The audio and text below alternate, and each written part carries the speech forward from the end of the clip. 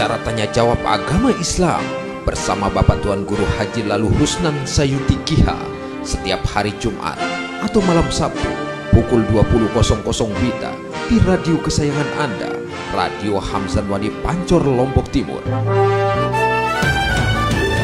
Layangkan pertanyaan yang berkaitan dengan hukum-hukum Islam lewat pesan singkat atau lewat surat ke Radio Hamzan Wadi Pancor, Lombok Timur.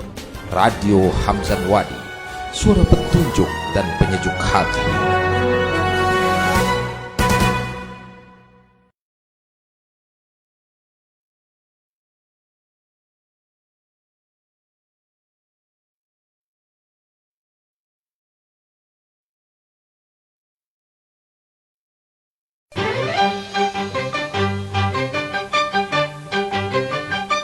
Ikuti acara tanya jawab agama Islam bersama Bapak Tuan Guru Haji Lalu Husnan Sayuti Kiha setiap hari Jumat atau malam Sabtu pukul 20.00 WITA di radio kesayangan Anda, Radio Hamzan Wadi Pancor, Lombok Timur. Layangkan pertanyaan yang berkaitan dengan hukum-hukum Islam lewat pesan singkat atau lewat surat ke Radio Hamzan Wadi Pancor, Lombok Timur. Radio Hamzan Wadi, suara petunjuk dan penyejuk hati.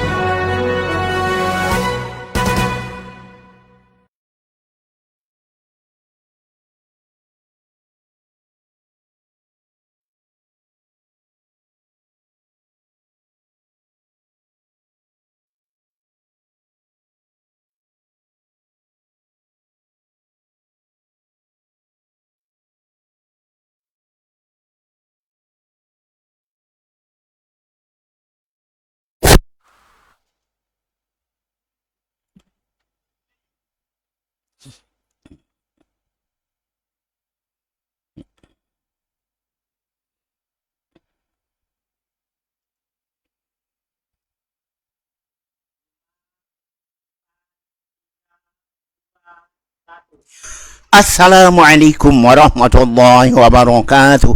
Bismillah wa bihamdi wassalatu wassalamu ala rasulih wa ala alihi wa sahbihi. Allahumma salli ummata Muhammadin sallallahu alaihi wasallam farij an ummati Muhammadin sallallahu alaihi wasallam warham ummata Muhammadin sallallahu alaihi wasallam wa anshur wa qad wa ayyad nahdal watan fil alamin bihaqqi Muhammadin sallallahu alaihi wasallam wa amir nahdal watan diniyah islamiyah ala madhabi ahli sunnah wal jamaah ila yaumiddin haqqi Muhammadin sallallahu alaihi wasallam. Amma ba'du.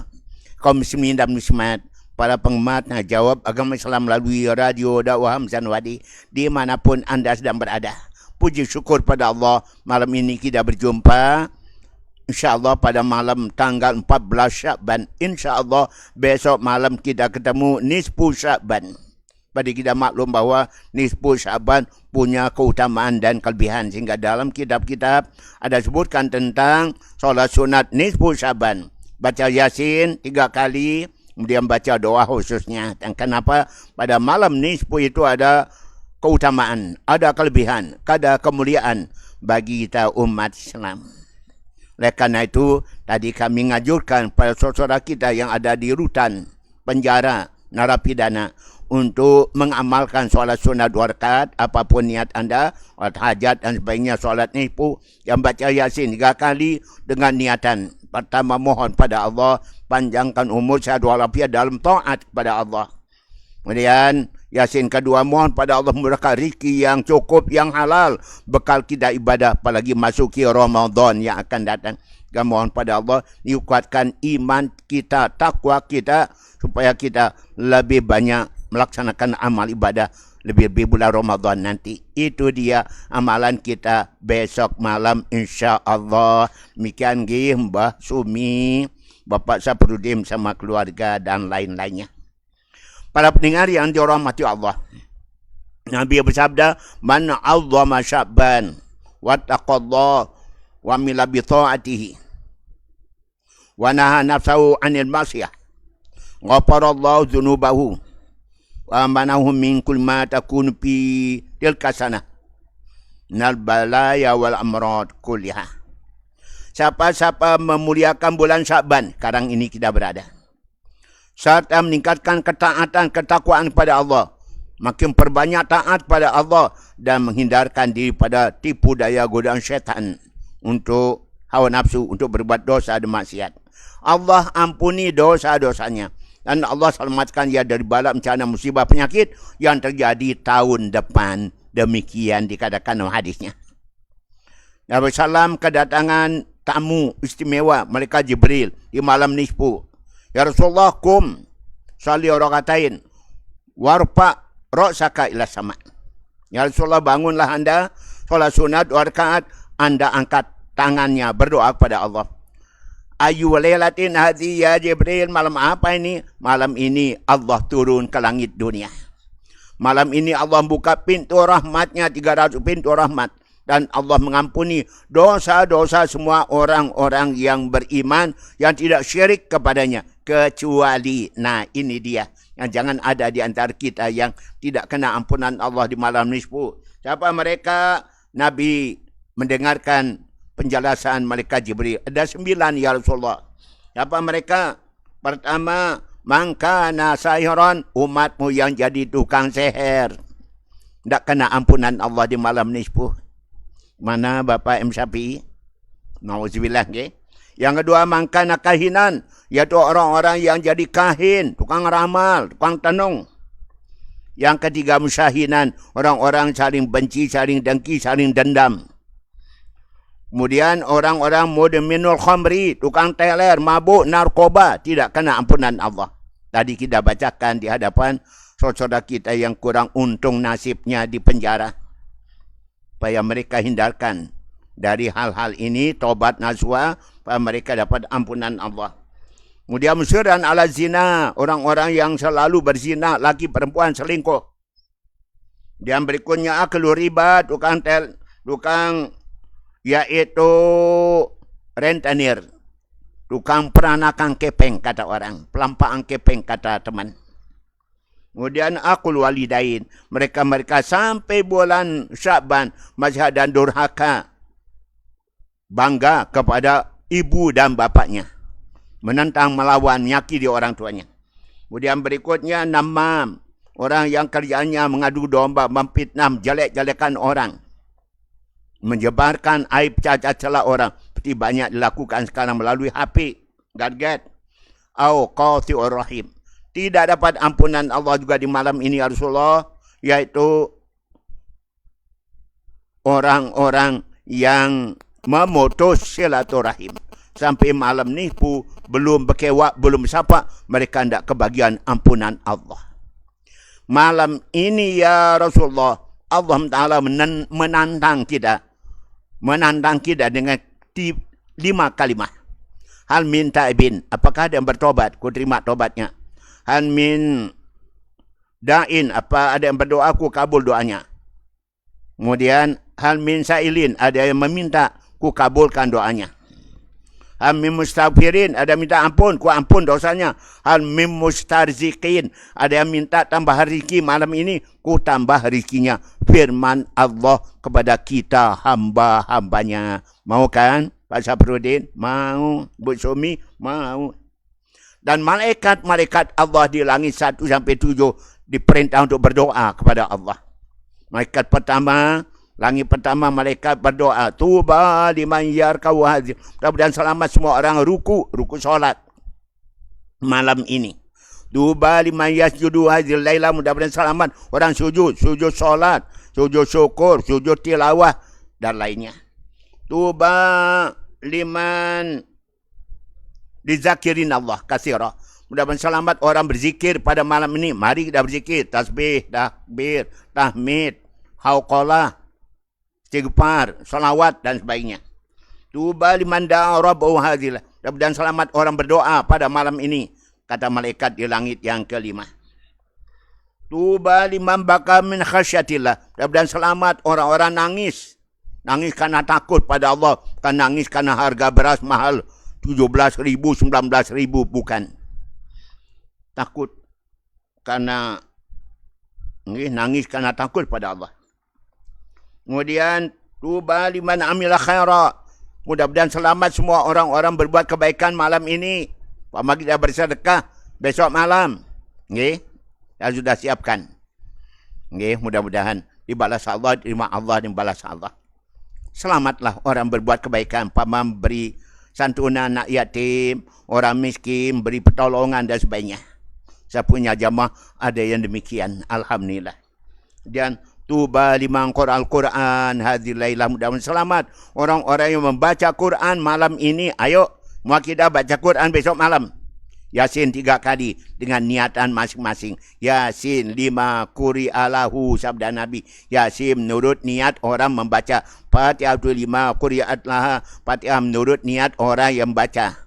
Iqra'il Quran ma syi'ta lima syi'ta. Baca Quran mana mau anda dengan niat apa saja anda akan disampaikan Allah Ta'ala.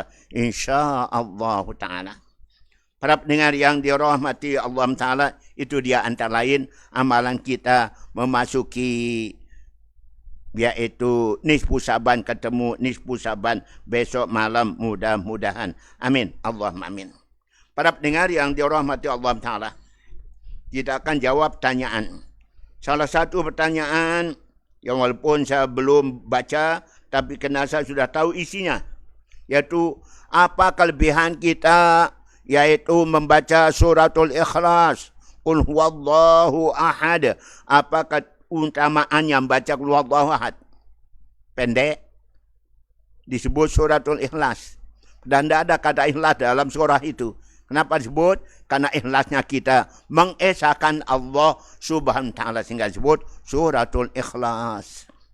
Qul huwallahu ahad, Allahus samad, lam yalid walam yulad walam yakul lahu kufuwan ahad. Itu surah yang pendek disebut suratul Ikhlas. Kemudian kelebihan membacanya. Mari kita baca hadis tentang kelebihan baca suratul Ikhlas. Tulab talibat mahad. Ikan pula pendengar kami yang setia, Mbak Nadira Putri di Jeddah sana, M. Hanafi di Jeddah juga, Hajjah Barokah di kota Makkah, kemudian Fadala di kota Riyadh sana. Mudah-mudahan. Okay? Mari kita lihat kelebihan baca suratul Ikhlas. Qala Nabi sallam, man qara'a surah Al-Waqiah dulu. Man qara'a surat Al-Waqiah kulla lailatin fi kulli lailatin lam tusibhu faqatun abada. Siapa tiap malam baca suratul Waqiah, dia tidak akan ditimpa kemelaratan, kemiskinan selama-lamanya. Mari kita yakin sabda Nabi dan kita amalkan supaya jadi kenyataan. Terutama pada kaum wanita. Pada kaum wanita sangat dianjurkan Nabi untuk diajarkan.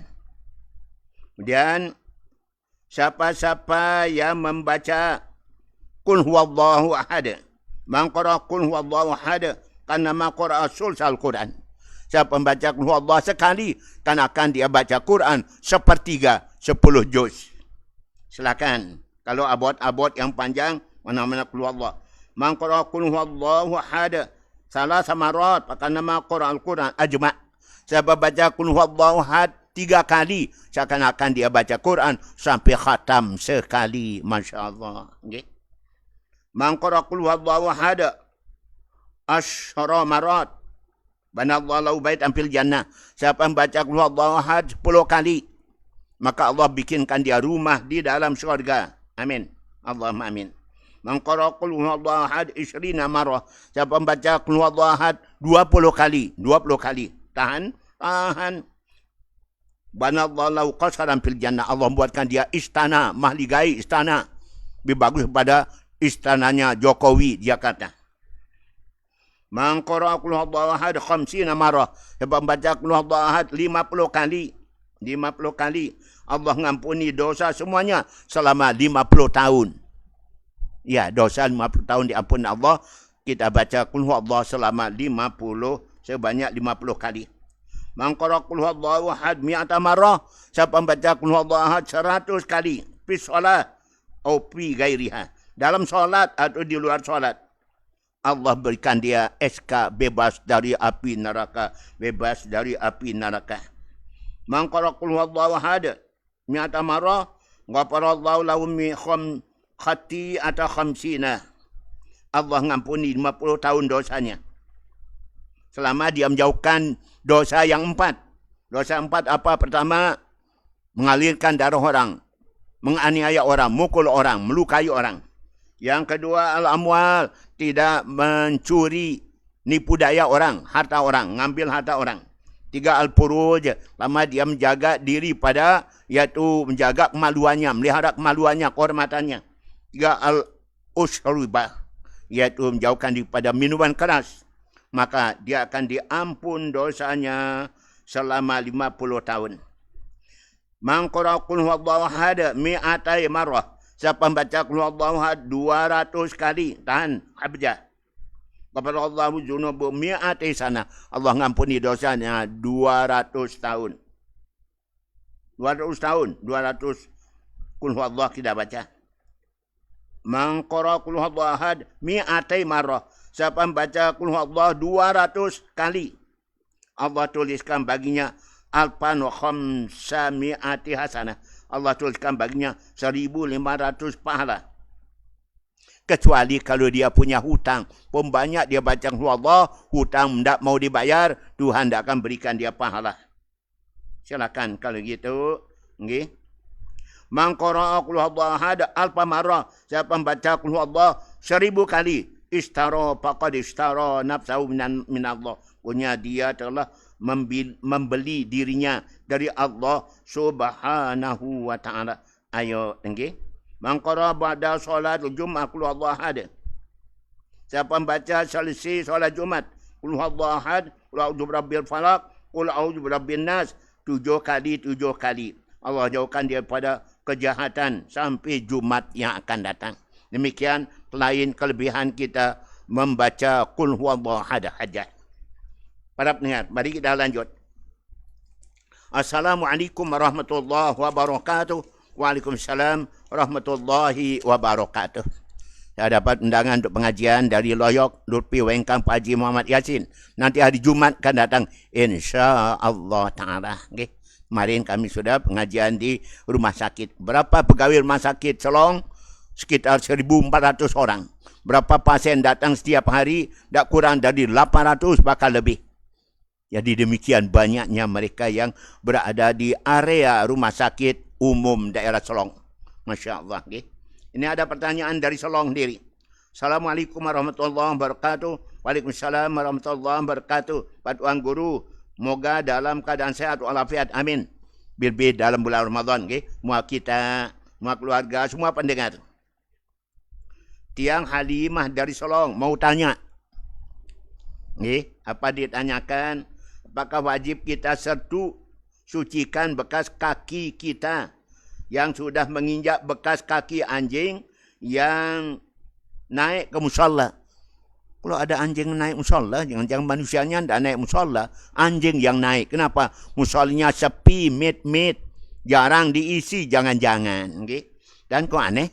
Bisa anjing masuk musalla apa tidak dikunci pintunya, tidak ditutup? Ya Allah, sangat-sangat. Okay? Bahkan ada belah hari, ada anjing masuk ke masjid, ke musalla. Kemudian dia merobek sajadah yang ada di sana. Ya Allah, anjing apa itu? Okay? Sedangkan musalla dalam keadaan basah dan kaki anjing juga basah. Saya tidak tahu ada anjing yang masuk. Jadi saya langsung solat. Selesai solat baru dikasih tahu. Dan ada juga jamaah lain yang menginjaknya. Kita jawab dulu. Okay? Namanya anjing, najis galadhah. Tuhuru ina'i ahadikum. La walagha fil kalbu yaksalahu sab'a marat ulahunna biturab. Sucinya bejana kalian, tu alat-alat kalian, perabot kalian. Apabila kena yaitu liur anjing atau mungkin kotoran anjing, kencing anjing, kaki anjing, maka wajib dibasuh 7 kali. 1 di antaranya bercampur dengan tanah yang suci. Itu sabda Nabi. Jadi nyata bahwa anjing itu adalah najis. Mughalladhah, tidak cukup dibasuh sekali. Walaupun sudah bersih, wajib dibasuh 7 kali. 1 di antaranya bercampurkan tanah yang suci. Itu dia dalilnya, wajib nyertu, wajib mensucikan 7 kali. Karena najis Mughallaza. Apakah saya wajib satu karpet dan sajadah serta lantainya? Iya dong, iya dong. Karpet yang kena kaki anjing yang basah. Sajadah yang kena kaki anjing yang basah. Kemudian lantainya yang basah diinjak oleh kaki anjing yang basah. Semuanya wajib dibersihkan, disucikan, disertu. Bahasa Inggrisnya disertu. Dan apakah saya wajib mengulangi solat saya? Benar dan benar, betul dan betul. Karena solat anda tidak sah, karena anda dalam keadaan najis oleh najisnya anjing. Oh, kasihan. Gimanakah cara saya sertu sajadah dan karpet yang dengan benar? Sama. Pokoknya sajadah dicuci 7 kali. Salah satu campur tanah. Karpet juga demikian. Itulah risikonya. Musalla kita kedatangan kemasukan anjing. Masjid kemasukan anjing. Jangan manusianya kurang. Anjing yang masuk. Na'udzubillah. Na'udzubillah. Pasti ada apa ini ya? Kalau ada anjing masuk masjid, masuk musalla dan bikin najis apa yang ada di dalam masjid dan musalla. Demikian jawaban kami pada Ibu Halimah yang ada dalam kota Selong. Mungkin tangga saya, jangan-jangan. Okay? Baik, para pendengar, kita berlanjut. Pertanyaannya, yaitu tentang kelebihan bulan suci Ramadan. Keutamaan bulan suci Ramadan. Para pendengar, bulan suci Ramadan adalah bulan yang disebut punya keutamaan dan kelebihan. Antara lain, pada bulan Ramadan, yaitu diturunkan kitab suci Al-Quranul Karim. Bulan Ramadan, kita diwajibkan ibadah puasa. Bulan Ramadan, kita wajib zakat fitrah. Itu antara lain kelebihan keutamaan daripada ibadah puasa yang akan kita temu bulan suci Ramadan ini berapa hari ke depan. Kurang lebih 2 minggu lebih sedikit. Okay? Kita sudah siap untuk menghadapinya supaya kita merasa senang bahagia masuki bulan suci Ramadan. Mampariha bidukhuli Ramadan, Ramadan jasadahu ala niran. Siapa senang masuk Ramadan, haram tubuh disentuh api neraka. Gimana rasa senang kita? Kita bahagia karena kita akan puasa. Puasa datangkan ampunan. Kita akan tarawih, tarawih datangkan ampunan.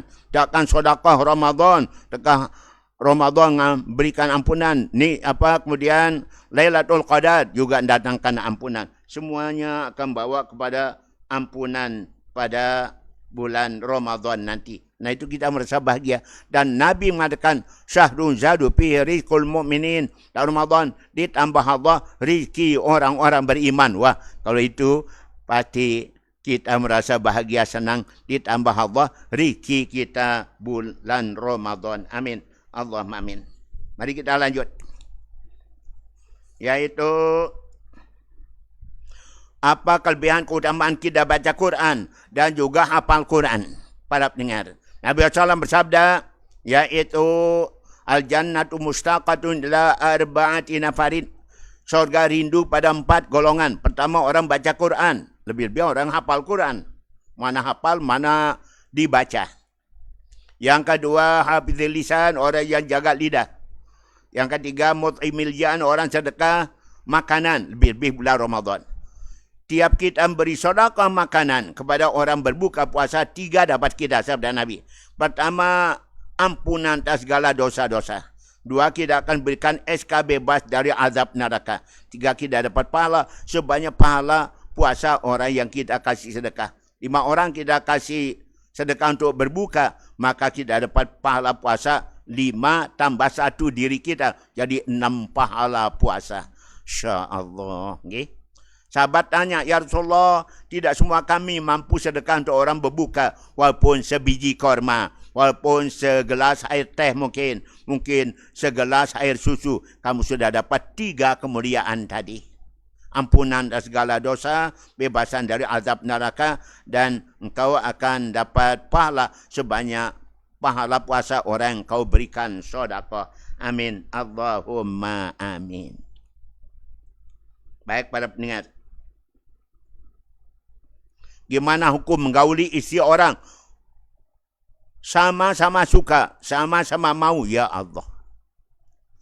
Gimana nanti suaminya tahu? Kemudian orang yang menggauli istrinya itu, dia tebok.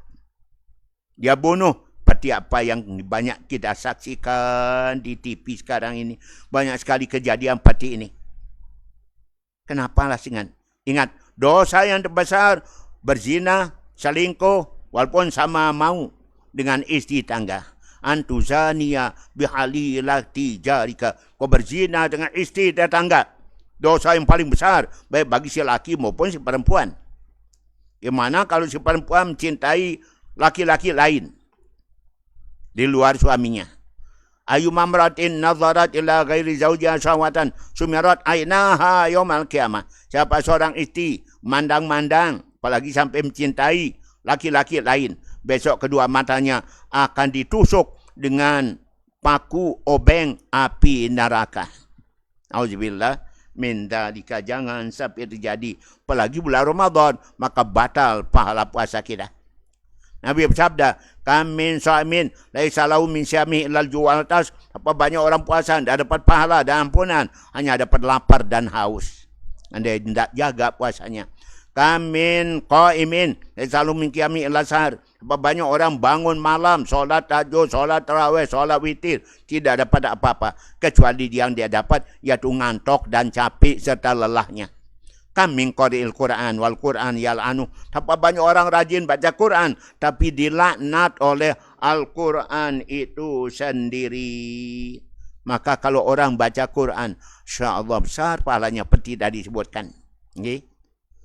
Za'aratum Aisyah suada wa maut suada wa dhilla yaumil hari wa najaj yaumal hasyri wal huda minad dhalalah. Padimu qiraatul Quran. Apabila engkau ingin hidup bahagia, matinya mati syahid, kemudian selamat di padang mahsyar, nyebrang mustaqim dengan selamat dan dapat ridha, rahmat, kasih sayang Allah Ta'ala, maka hendaklah engkau selalu rajin baca Al-Quran.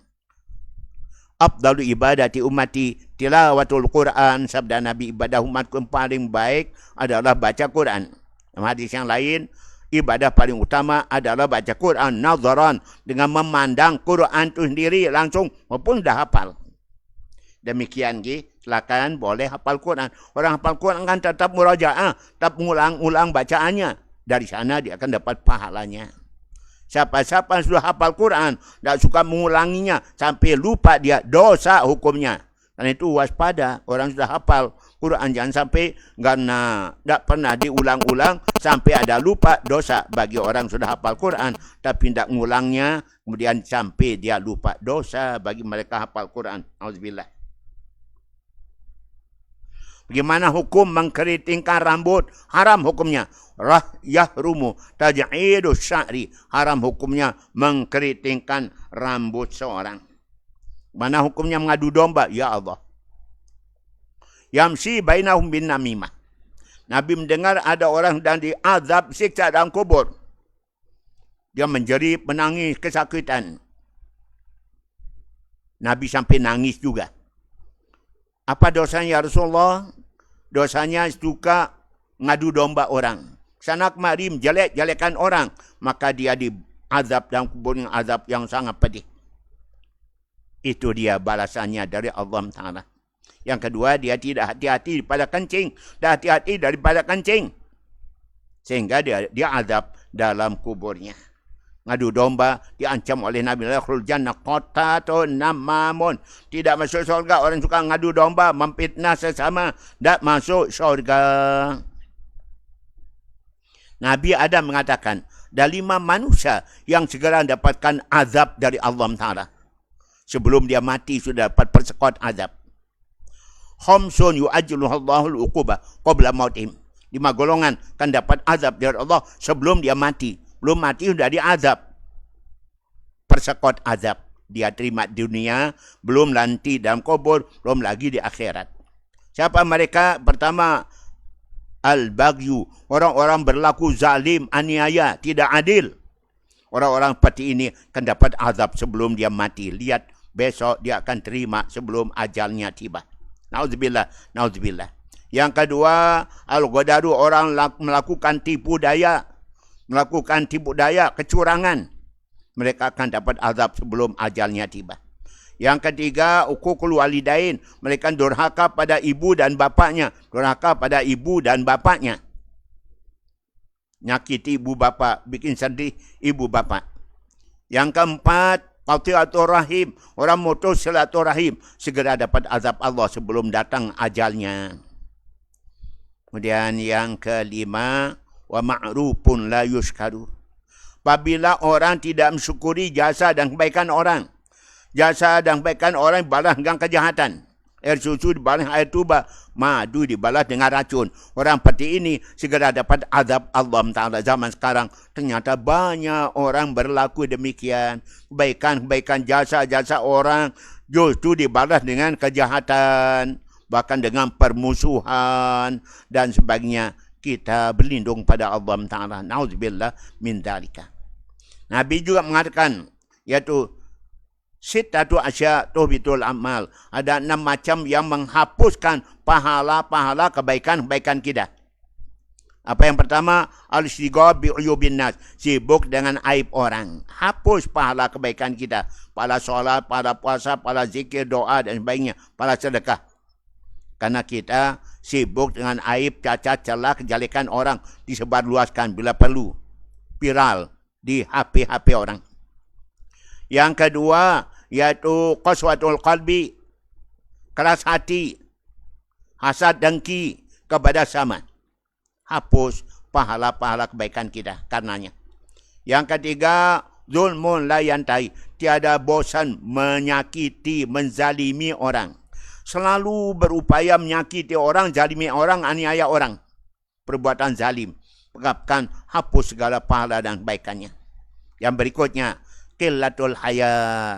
Tidak punya rasa malu. Sedikit rasa malu. Orang yang tak punya rasa malu, hapus pahala dan kebaikannya. Dan sekarang, banyak orang yang kena penyakit qillatul haya. Sedikit rasa malu, tak punya rasa malu. Na'udzubillah min dzalika. Sedangkan malu itu bagian pada keimanan. Al-haya'u minal iman. Puncak dari akhlak yang 10 yang paling mulia. Min karamatil mu'min. Mulia orang mukmin. Makarimul akhlak. Akhlak paling mulia yang 10. Nomor 1 memang. Iaitu kejujuran. As-sidqu. Hidukul hadis. Berkata yang benar. Jujur. Jangan bohong. Jangan dusta.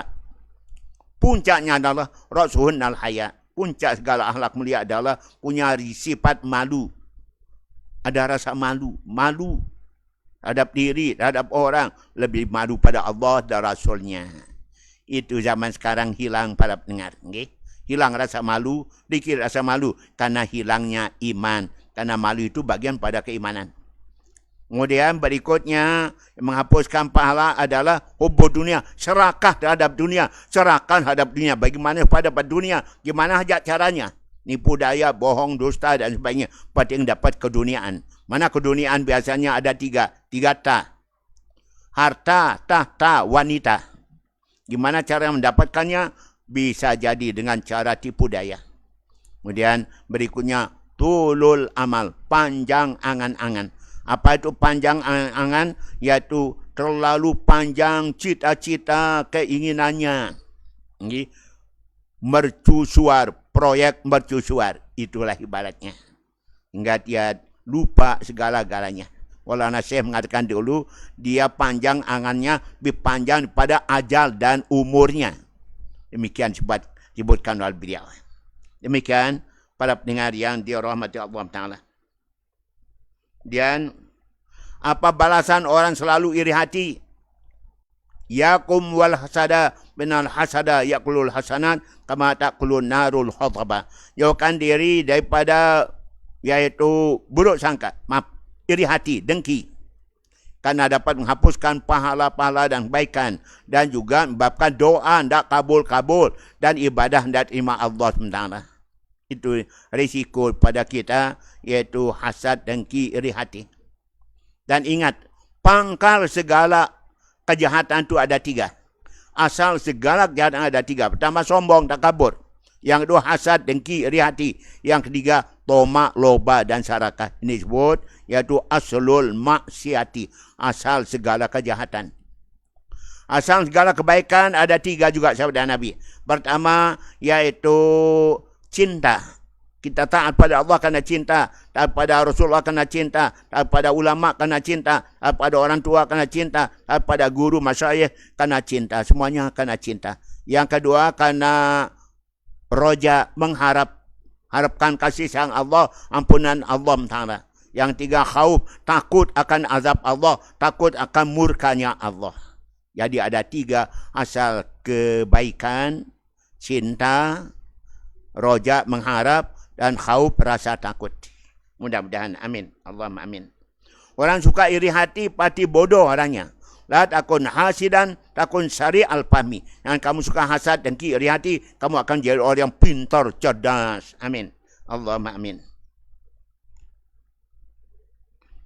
Bagaimana hukumnya suka menyebarkan jelek orang? Itu dia. Okay? Menyebarkan kejelekan orang.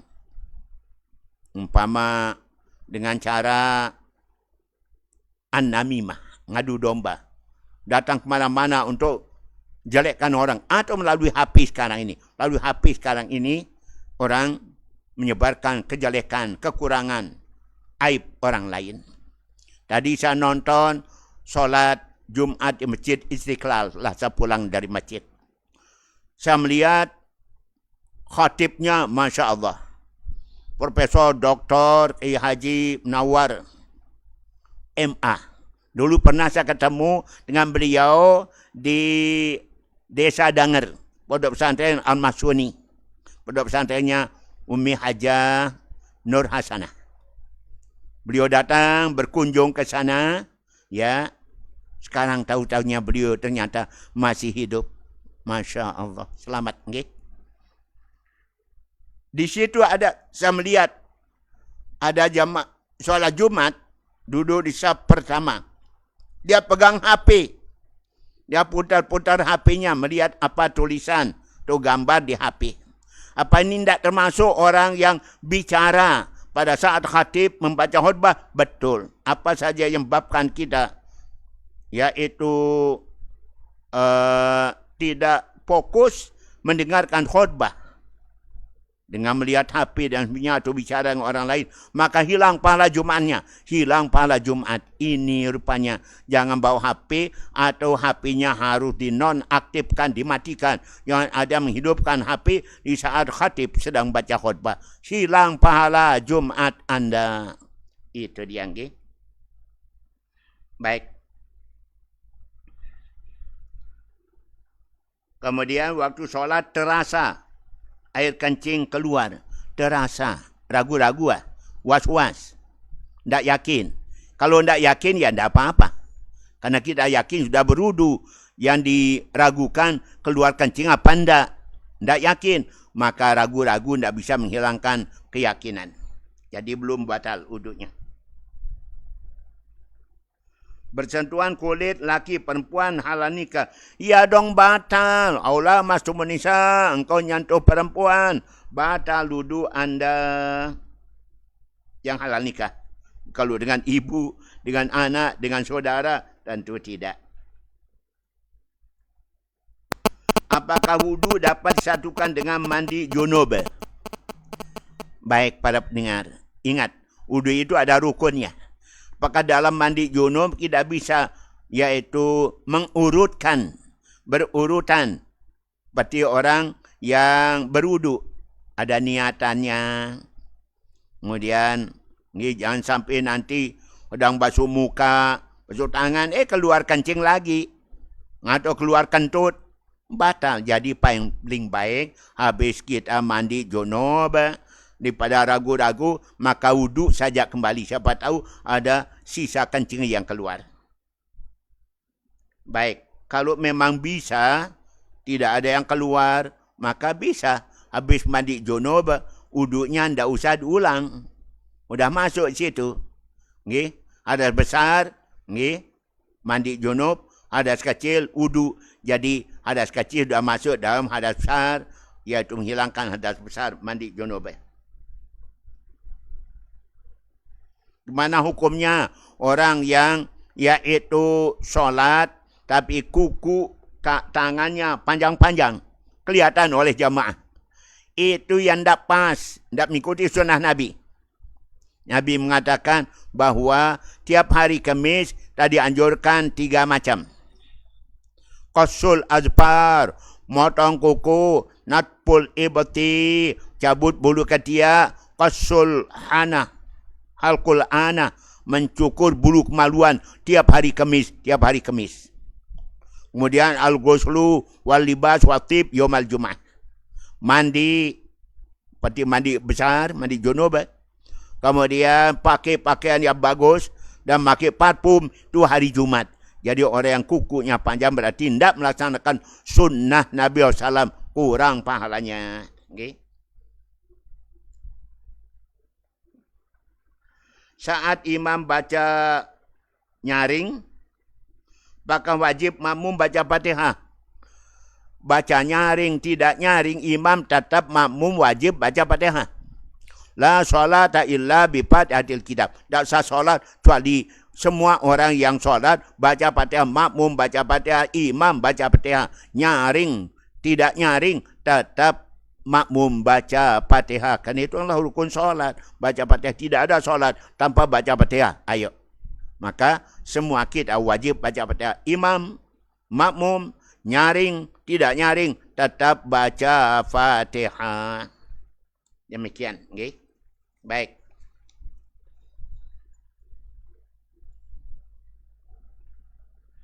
Solat di atas perahu. Awalnya menghadap kiblat.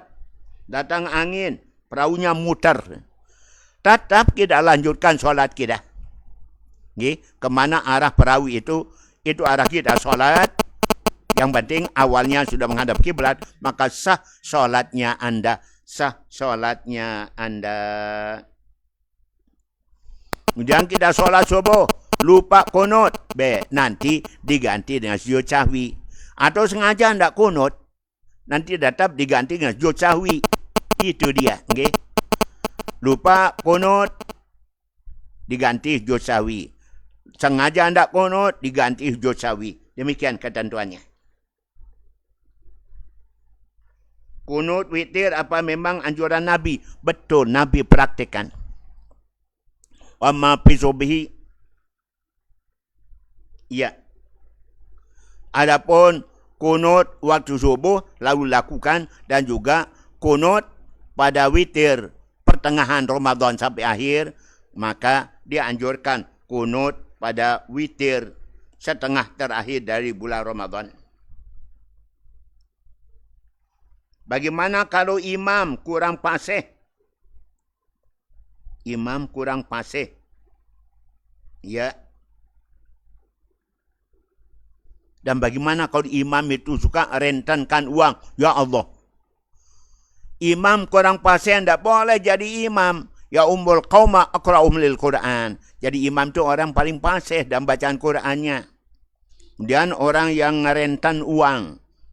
Orang yang menjadi yaitu rentenir, peranakan uang, jadi imam tidak pas, tidak pantas, tidak layak. Solatnya imam tidak terima Allah. Kenapa? Makmum tidak senang kepadanya. Kemudian, bolehkah kaum wanita mengadakan solat id sendiri? Imam khatibnya kaum wanita. Insya Allah. Kau imam wanita, kaum wanita jadi khatib. Para pendengar. Cukup mereka solat id saja. Imamnya perempuan, makmumnya kaum perempuan. Adapun nanti seorang ustazah memberikan pengajian, bolehlah. Khutbahnya itu diganti dengan yaitu muzakarah. Berikan pengajian nasihat ibu-ibu kepada sama ibu-ibunya boleh. Tak lazim kalau wanita jadi khatib solat id. Walaupun sama wanita. Solat id, Idul Fitri jatuh hari Jumat. Boleh kita solat id saja. Bagi mereka jauh dari masjid, boleh mereka solat id saja. mereka tidak kembali lagi ke masjid untuk solat Jumaat. Tapi bagi yang dekat-dekat dengan masjid, sesuatu kita yang ada di Dayan Masjid, Laut Masjid, Bermi, Jorong, okay, Hajirin, ya datang hajat kan dah jauh masjid At-Taqwa Pancol. Tapi yang jauh-jauh, sulit mereka datang kembali, maka boleh ganti dengan solat Zuhur hajat di rumahnya. Baik, okay. Gimana kalau kita solat Id di musola, di kantor? Boleh-boleh aja. Kami biasa solat Id di musola untuk ibu-ibu aja. Okay? Atau boleh seorang bapa, 2-3 orang bapa. Atau di kantor. Karena ada kerjaan yang harus segera diselesaikan oleh kepala kantor. Solat Idnya di ruangan, di aula di kantor kita. Pama di rumah sakit, di aula rumah sakit, lantai 4. Rumah sakit Selong. Boleh diadakan solat Id di aula rumah sakit. Kemudian, berapa jumlah jamaah? Boleh berapa saja solat Id. Tidak pergi solat Jumat, yang minimal 40. Tapi ke solat Id, mau berapa? 10 orang, 20 orang, 30 orang, silakan please. Bebas. Bahkan tidak ada jamaah hajat. Cuma kita hajat dengan keluarga. Boleh. Apalagi banyak lagi jamaah lain. Solat tahajud kita kerjakan jam 2 malam. Gimana hukumnya? Silakan. Solat tahajud jam 2 malam. Tapi anda sudah tidur. Bangun. Baik, tanyaan berikutnya. Ini ada pertanyaan dari talibat ma'had. Mana hukumnya kita minta untuk dicabut nyawa. Minta mati kepada Allah Ta'ala. Ya Allah. Anda minta untuk segera mati gitu. Nabi mengatakan janganlah kalian karena musibah bala bencana kesulitan kalian lantas minta mati, segera mati kepada Allah. Kan tapi kalau kalian memang pingin demikian, maka ucapkanlah kalimat ini. Allahumma hini maka natil hayatu khairal li wafani kanatil wafatu khairal li. Tuhan, hidupkanlah kami, panjangkan umur kami kalau itu lebih baik bagi kami Allah. Tapi matikanlah kami ya Allah dengan segera kalau mati itu lebih baik bagi kami ya Allah daripada kita terhina dalam fitnah, maka kita minta lebih cepat mati. Boleh kalimat seperti itu disampaikan Kanjeng Nabi SAW pada kita. Allahumma ini maka natil hayat wa khairali wafani inkan natil wafat wa khairali. Ya Allah, hidupkanlah kami, hidup itu baik bagi kami. Matikan kami kalau mati itu lebih baik bagi kami ya Allah. Siapa yang berani? Saya belum berani. Pun sudah umur 78 tahun. Belum berani. Gimana Pak Safarudin? Ibu Sumi berani tak? Bapak M. Syafi'i. Masya Allah. Pak Dr. Syukri juga mungkin belum berani kalimat seperti ini. Yang mendengar doa Nabi. Allahumma hini miskinan. Wa tawafani miskinan. Wa sunni yawmal qiyamah. Bi zumratin masakin. Ya Allah, hidupkanlah kami dalam keadaan miskin. Matikan kami dalam keadaan miskin. Kumpulkan kami besok hari kiamat sama orang miskin. Nah ini belum berani juga berdoa seperti itu mungkin. Masya Allah. Mapi kabar. Panitia pengajian kita Mas Bagi. Akan jadi nyampaikan bantuan untuk Nisfu Sya'ban mudah-mudahan. Sebelumnya syukran katsir. Sudah kita dengar orang mengatakan yaitu percuma kita solat lalu setelah itu kita kembali melakukan perbuatan-perbuatan jelek seperti ghibah dan lain-lainnya. Mohon penjelasan para pendengar. Ya kita tinggalkan dong kalau begitu perbuatan-perbuatan jelek tersebut. Sebab Allah sendiri mengatakan tanda solat yang ku terima apabila orang yang solat itu yaitu meninggalkan hal-hal yang tidak baik. Tanda solat yang ku terima firman Allah pertama, man tawaddu'a biha li'uzmati. Apabila orang yang solat itu berjiwa tawaduk. Tawaduk karena Allah, bukan tawaduk karena miskin. Yang kedua, lam yastatil ala khalqi. Tak sewenang-wenang, menghina, merendahkan. meremehkan, melecehkan orang lain. Qata'an nahar fi zikri. Kemudian lam tidak terus-menerus, lam yabid musirran ala maksiati, tidak terus-menerus berbuat dosa dan maksiat, berhenti berbuat dosa maksiat, mengumpat, menggunjing, bohong dan sebagainya. Kemudian qata'an nahar fi zikri, tanda solatku terima, selalu banyak zikir siang malam. Dan yang kelima, tanda orang itu terima solatnya, rahimah musab, kasihan pada orang kena musibah, kasihan pada orang miskin, kasihan pada anak yatim, kasihan pada kaum jompo, janda, kasihan pada orang musafir. Baru solatnya aku terima. Firman Allah, mari diskusi. Jadi kalau yang pelit-pelit, tanda solat dan terima Allah. Masih sedang berbuat dosa, maksiat, nyakiti orang, tanda solat dan diterima Allah Ta'ala. Nauzubillah. Mari kalau gitu, bertobat kita. Kedung nisfu Syaban besok malam. Apa benar kalau kita pergi menjenguk orang yang sakit, sama dia adalah keluarga kita dan orangnya sudah terkenal pemabuk, tukang teler, kemudian pejudi, lalu dia meninggal dunia dan kita ikut mensolatinya, gimana hukumnya? Siapa tahu sebelum dia mati dia sudah tobat nasuha dan diterima tobatnya oleh Allah. Tetap kita perlu solatkan dan doakan. Walaupun dia dulu suka mabuk, suka judi, tahu sebelum dia mati dia sudah tobat nasuha.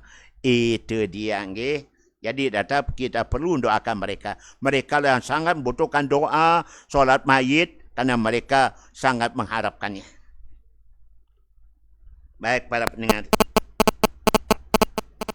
Bagaimana hukum puasa kita? Kalau kita niat puasa hanya satu kali, yaitu pada malam pertama bulan Ramadan. Para pendengar, kita boleh berniat. Saya berniat puasa pada bulan Ramadan selama 1 bulan. Tapi tiap malam Anda dituntut juga untuk berniat puasa. Suatu saat Anda lupa berniat, maka sah puasa Anda. Sah puasa. Untuk jaga kemungkinan kita suatu saat lupa, maka dengan niat pertama, malam pertama, puasa 1 bulan, sudah bisa terbayar. Lupa kita berniat tiap malam. Tapi kalau kita sadar, tetap wajib berniat. Malam yubayyiti siyam qabla al-fajri fala siyam. Siapa yang tidak berniat tiap malam puasa, maka tidak ada nilai puasanya. Tapi kalau suatu saat kita lupa, pada sudah berniat malam pertama sebulan lamanya, maka sudah sah kita punya yaitu puasa. Demikian pada Anda bertanya, Masya Allah. Baik, saya minum dulu. Bismillah.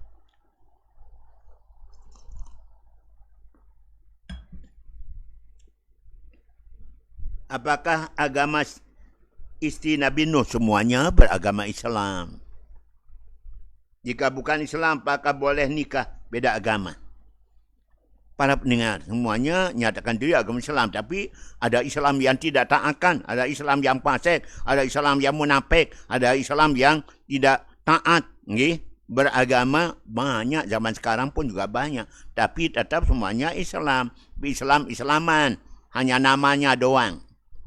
Nabi bersabda, akan datang satu masa, la yabqa minal Islam illa ismu, tiada tinggal dari Islam kecuali namanya. Wala minal Quran illa rasmu, tiada tinggal daripada Quran hanya tulisannya saja.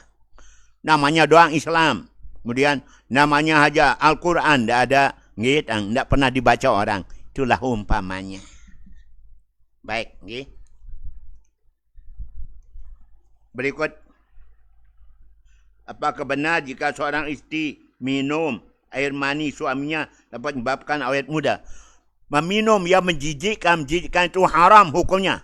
Tidak boleh. Termasuk mani tadi. Tak boleh. Apalagi darah. Sungguh haram mutlak hukumnya. Yang menjijikkan Nabi SAW dilarang. Termasuk mani, mazi, dan lain-lainnya. Nanah dan sebagainya. Haram hukumnya. Tidak ada juga ajaran seperti itu. Awet itu tidak ada. Bikin awet itu apabila orangnya sabar, rajin ibadah. Nabi bersabda, "Mangka surat solatu bilail hasunat wajhu bin nahar." Siapa yang rajin solatnya waktu malam, banyak solatnya waktu malam, tahajud, witir, solat hajat, solat taubat, solat tasbih dan sebagainya. Kerjakan semua tiap malam. Maka orang itu pasti cantik wajahnya setiap hari. Tak perlu pakai minum air mani suami. Tak perlu. Cukup dengan rajin solat malam. Solat malam. InsyaAllah cantik wajahnya. Pun tidak masuk ke salon tiap hari. Pasti cantik. Itu dia amalannya. Tulab talibat mahat.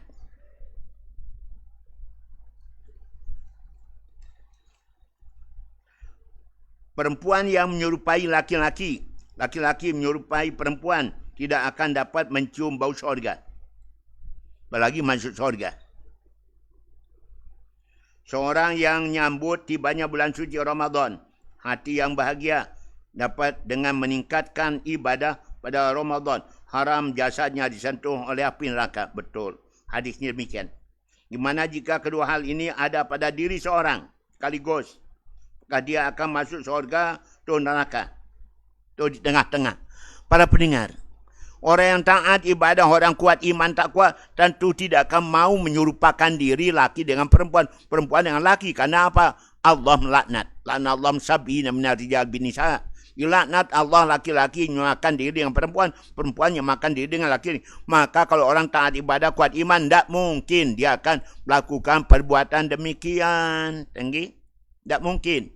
Terus, dia akan senang masuk Ramadan. Orang yang iman Islamnya seperti itu, tak akan mungkin senang masuk bulan Ramadan. Hanya orang benar-benar taat ibadah, iman takwanya mantap, yang senang masuk Ramadan. Dan dia menjalankan syariat agama. Tidak menyerupakan diri dengan laki, perempuan, perempuan dengan laki-laki. Bukan kepada anda, mudah-mudahan kita konsekuen. Laki ya laki, perempuan ya perempuan. Amin.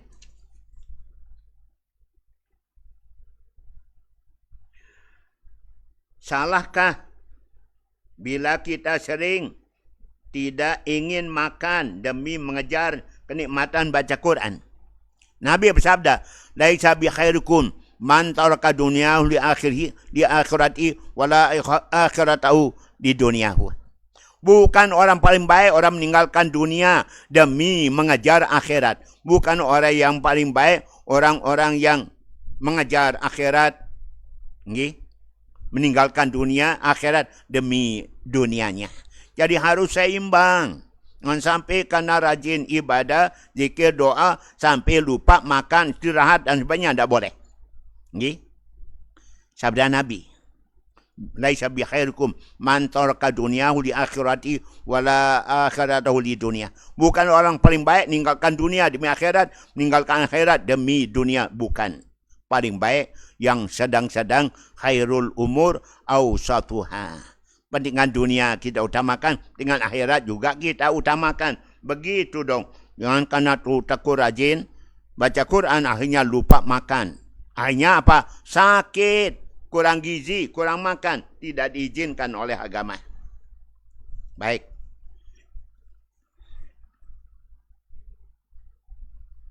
Mohon jelaskan tentang fidyah. Nah, bulan Ramadan terkadang orang tua yang tidak mampu puasa, nak sakit karena tua. Gimana cara membayarnya? Berapa ukuran? Para pendengar, kalau memang orang tua kita sudah sepuh, sudah teruk, mungkin sudah lemah, lunglai, dah bisa puasa, jangan paksa. Ya boleh tidak puasa, boleh tidak qadha, cukup dikeluarkan fidyah saja. Fidyah 1 hari 1 mud, kurang sekilo beras diberikan pada fakir miskin. Walaupun harga beras sekarang mahal, yang sampai masuk Ramadan mahal harganya, kebutuhan pokok umat Islam, masyarakat beras. Demikian, mudah-mudahan pemerintah segera dapat mengatasi harga beras yang mahal sekarang ini. Betul ibu-ibu? Betul ibu Sumi? Mahal harganya. Demikian pula ibu-ibu yang lain, Ibu Haji Nur Hasanah. Mudah-mudahan baik, mudah-mudahan dimurahkan Allah harganya. Apabila kita sudah melaksanakan solat witir, setelah solat isya, Memang di situ waktu solat witir anjuran Nabi. Habis solat Isya, ba'da Isya langsung witir. Nanti bangun tahajud doang. Tambah solat-solat lain. Tapi jangan witir. Nala witrani fi lailatin. Dah boleh witir 2 kali dalam semalam. Habis solat Isya, ya sudah. Jangan lagi pikirkan witir. Tahajudnya aja perbanyak. Itu dia. Okay? Baik, terima kasih.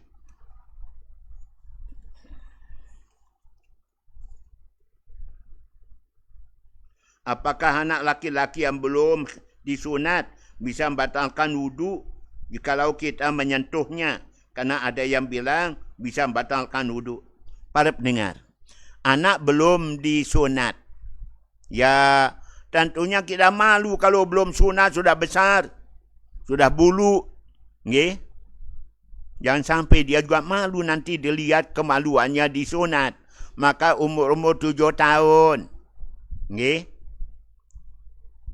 Kemudian 8 tahun lah umpama disunat. Maka dia nyentuh ibu-ibu, anak laki-laki belum sunat. Tak apa-apa. Masa ada timbul perasaan, yaitu umpama kita timbul nafsu syahwat nyentuh anak sebesar itu. Tidak kan? Maka tentu tidak batalkan wudu anda. Okay? Gimana hukum ada seorang isteri selingkuh atau berzina dan istrinya sudah bosan dengan suaminya dan minta cerai, tapi suaminya tidak mau menceraikannya, apa suaminya juga mendapat dosa? Para pendengar, pertama, seorang isteri dikit-dikit minta cerai. Ayu mamratin talabat min zawjah talaq min ghair basilah haramun 'alaiha raihatul jannah. Dapat seorang isteri dikit-dikit minta cerai, dikit minta cerai. Dengan alasan dicari-cari, haram baginya baunya syurga. Tapi apabila seorang isteri suka selingkuh, maka sang suami diharuskan menceraikannya. Siapa yang tidak menceraikan isteri yang suka selingkuh, maka suaminya disebut dayus. Orang dayus haram masuk surga. Jadi sang suami berdosa, isteri juga ya pasti berdosa. Suami tidak menceraikannya, mungkin karena ada anaknya. Coba tidak ada anaknya, gampang. Tapi karena kasihan anak, maka dia tidak tega menceraikannya. Okay? Itu dia. Jadi istrinya selingkuh, mestinya ceraikan. Nabi nyuruh ceraikan istri yang selingkuh. Tapi bagaimana kalau anak masih ada, ya Rasulullah? Kalau kamu masih sayang, ya pegang saja, jangan diceraikan. Sabda Nabi SAW. Tapi kalau sang suami membiarkannya saja, selingkuh dan sebagainya, maka suami ikut berdosa. Suami disebut dayus. Okay? Doanya suami tidak dikabul. Kalau biarkan istri selingkuh, tidak dicegah. Alhamdulillah, jangan sampai apalagi masuk Ramadan, masuk nisfu, masuk Ramadan, saya jadi puasa kita, ibadah kita tidak mak Allah. Kenapa ada yang selingkuh bulan suci Ramadan? Ya Allah, jauhkan. Okay? Baik, kita lanjut.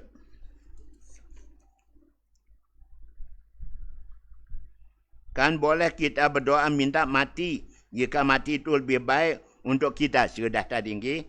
Apakah doa boleh kita peruntukkan untuk orang lain?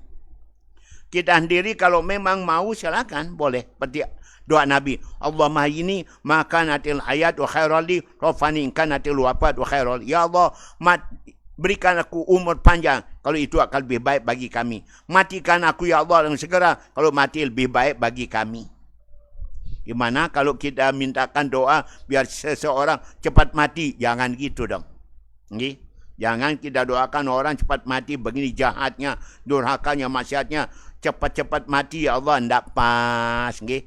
Di doa mudah-mudahan dia sadar, insaf, tobat, nasuhan. Jadi orang baik-baik. Mudah-mudahan. Seperti itu. Jangan doakan segera mati. Okay? InsyaAllah. Ada demikian. Kemudian, adakah puasa hari putih dan hari hitam? Hari putih ya ada. Nabi mengatakan, Ayyamul Bid, hari putih, tanggal 13, 14, 15, okay? Bulan Islam setiap bulan. Tiap tanggal itu disebut Ayyamul Bid. Sunat puasa hari putih 3 hari. Tapi tidak ada hari hitam, tidak ada. Mana hari hitam? Sat tanggal 1, 2, 3 sebut. Hari hitam betul tanggal 29, 30. Tak ada istilah demikian. Baik. Ini tolibat mahat ini bertanya. Aneh juga pertanyaannya. Bagaimana hukum melihara burung dalam sangkar? Walhal hakikatnya burung itu harus terbang bebas. Jikalau kita memeliharanya, apa kita masuk menyiksa? Karena burung itu kita kurung dalam sangkar. Para pendengar. Kesenangan burung adalah terbang bebas. Apalagi dia masih punya anak kecil, bayi. Yang wajib dia pelihara, yang wajib dia jaga. Dan tak kita tangkap induknya, tak kurung, dosa hukumnya. Dan nyiksa binatang, sama makhluk Tuhan. Tak boleh. Sina Umar bin Khattab, khalifah yang kedua. Dah wafat, dimimpikan oleh salah seorang sahabat. Ditanya, gimana keadaan kau ya Khalifah Umar? Alhamdulillah saya dapat ampunan Allah dan saya dimasukkan dalam syurga. Apakah anda seorang yang sangat adil, arif, bijaksana, tegas dan membela Islam? Bukan, kata beliau. Bukan kerana saya adil, bukan kerana saya tegas. Tetapi saya masuk syurga karena pernah saya melihat anak-anak menjual burung dalam sangkar. Saya lihat burung terbang ke bawah, ke atas, ke kiri, ke kanan. Nah, dia pingin keluar. Mungkin ada anaknya kecil di sarangnya. Saya kasihan, akhirnya saya beli burung dalam sangkar. Gitu saya beli dengan harga yang dia sebutkan. Maka saya langsung buka pintu sangkarnya dan burung itu terbang mencari anaknya, mencari sarangnya. Mana adanya anaknya masih kecil. Gara-gara saya membebaskan burung dari sangkar itu, Allah memberikan rahmat ampunan karena kasih sayang saya kepada burung. Hingga Allah masukkan saya dalam surga dan mengampuni dosa-dosa saya. Hai sahabat, ayo. Jadi, kalau gitu lebih baik kita tidak ngurung burung dalam sangkar daripada melihara burung dalam sangkar. Walaupun dikasih makan cukup, pun dia itu sangkarnya sangkar dari emas dan sebagainya. Kan tapi karena dia terkurung, dia bisa ketemu dengan keluarganya, dengan pasangannya, dia bisa terbang kemana-mana, dia bisa terbang bebas mencari makan untuk anaknya. Maka lebih baik kita lepaskan saja. Jangan jalan itu kita mencari uang dan sebagainya. Besok burung itu, kalau merasa dirinya tersiksa oleh manusia, dia akan dibangkitkan Allah hari kemudian. Untuk balas dendam kepada manusia yang nyakitinya, dan itu dia kembali menjadi tanah. Jadi tanah. Setelah dia balas atas kejahatan manusia terhadap dirinya.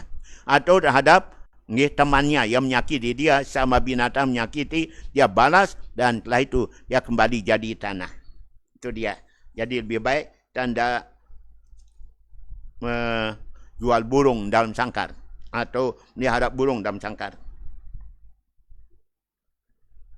Apakah kita termasuk orang tidak mendapat ampunan Allah di malam nisfu? Apabila kita belum bertegur sapa, memaafkan orang yang pernah memukul, menyakiti ibu kita, benar dan benar. Kalau masih dendam, maka anda yaitu tidak dapat ampunan kalau masih dendam. Maka sebelum nisfu besok malam, sekarang ini anda saling memaafkan, halalkan kejahatan orang pada anda. Cara mereka menyakiti kita dan keluarga kita. Maafkan kesalahannya. Bahwa kita juga dapat ampunan Allah besok malam. Al-musyahin wa qati'ur rahim. Orang mutus silaturahim. Dan orang masih nyimpan rasa dendam. Tidak dapat ampunan Allah di malam nisfu sabdanya. Demikian. Okay? Mana hukumnya apabila kita dikasih uang oleh keluarga. Dan cara penghasilan uang tersebut. Dan cara halal. Namun orangnya tidak pernah melaksanakan sholat. Masya Allah. Dikasih uang oleh orang tidak pernah sembahyang. Nabi bersabda, la tusahib illa mu'minan. Jangan kau bersahabat kecuali orang-orang mukmin, orang taat, orang beribadat. Jangan sembarang orang teman kita bersahabat. Di dunia bersahabat, besok bermusuhan di hadapan Allah. Orang yang bersahabat, besok mereka saling tuding di hadapan Allah. bermusuhan di hadapan Allah. Janganlah kamu jangan memakan makananmu kecuali orang-orang yang takwa. Jangan makan makananmu orang-orang durhaka maksiat. Dan janganlah kamu makan makanan orang-orang yang maksiat, durhaka, fasik. La takul ta'amal fasikin. Jangan kau makan makanan dari orang fasik. Ada orang fasik beri kita makanan, tak usah dimakan, tak usah diambil. Orang tak sembahyang, tukang minum, teler, mabuk, tak ibadat. Jangan kita makan makanan orang jahat. Jangan makan makanan anda oleh orang-orang jahat. Dan jangan bersahabat kecuali dengan orang baik-baik saja. Itu sabda Nabi dalam hadisnya. Moga-moga. Tanya berikut, apa sebabnya orang berbuat jahat? Apa sebabnya orang berbuat jahat? Para pendengar, orang berbuat jahat pertama karena dia tidak mampu melawan hawa nafsunya. Ada aduika nafsukal lati baina jam. Musuhmu yang paling kuat adalah hawa nafsu yang nempel pada dirimu. Apa ra'aita man ittakhadha ilahahu hawa? Maka kamu tidak melihat orang-orang bertuhan pada hawa nafsunya. Hawa nafsunya diturutin, ditaatin. Yang kedua karena ada setan yang selalu menemani kita kemana kita bepergian, setan selalu bersama kita. Bainamahul qarin, sabda Nabi. Sungguhnya manusia selalu bersama dengan setan yang selalu menggodanya, menjerumuskannya. Yang ketiga, orang berbuat dosa maksiat karena imannya kurang. Nabi bersabda, la yazni zani hina yazni wa huwa mu'min. Seorang tidak akan berzina selama masih kuat imannya. Baru dia berzina kalau imannya sudah lemah. La suruku sarik hina suruku wa huwa mu'min. Seorang tidak akan maling, jambret, nodong, nyolong selama masih kuat imannya. Baru dia berbuat demikian maling apabila imannya sudah lemah, imannya sudah hilang. Kemudian la syarabu syaribu hina syarabu wa huwa mu'min. Seorang tidak akan minum minuman keras, tidak akan ngisap ganja, tidak akan ngisap yaitu narkoba selama masih kuat imannya. Baru dia berbuat demikian apabila imannya sudah tipis. Nabi mengatakan apabila seorang berzina atau minum minuman keras, maka dicabut dulu imannya. Seperti orang mencabut baju kaosnya dari tubuhnya melalui kepalanya. Kalau dia sudah berbuat, selesai sudah, nyesal dia tobat, maka kembali dipasangkan imannya. Seperti orang masang kembali baju kaosnya, demikian. Kemudian tanya berikutnya. Dua orang laki perempuan, suami istri masuk Islam. Dua suami istri masuk Islam. Apakah setelah mereka berdua masuk Islam dengan sadaran mereka itu harus akad nikah lagi? Akad nikah baru? Dijawab tidak. Karena Nabi mengatakan al-Islam yamhu ma qablahu. Dengan Islam seorang terhapus apa yang sebelumnya. Mestinya akad nikah, tapi dengan dia masuk Islam, maka dia tidak perlu akad nikah lagi. Setelah dia masuk Islam, suami istri. Itu dia jawabannya pada anda bertanya. Okay? Baik para pendengar, saya kembali menjawab tanyaan dari pengusaha kami. Alhamdulillah. Mari kita jawab. Assalamualaikum warahmatullahi wabarakatuh. Assalamualaikum warahmatullahi wabarakatuh. Apa boleh kita panggil orang dengan bukan namanya yang asli? Karena kebiasaan orang Sasak memanggil namanya, umpama namanya Adi, tapi dipanggil Edot.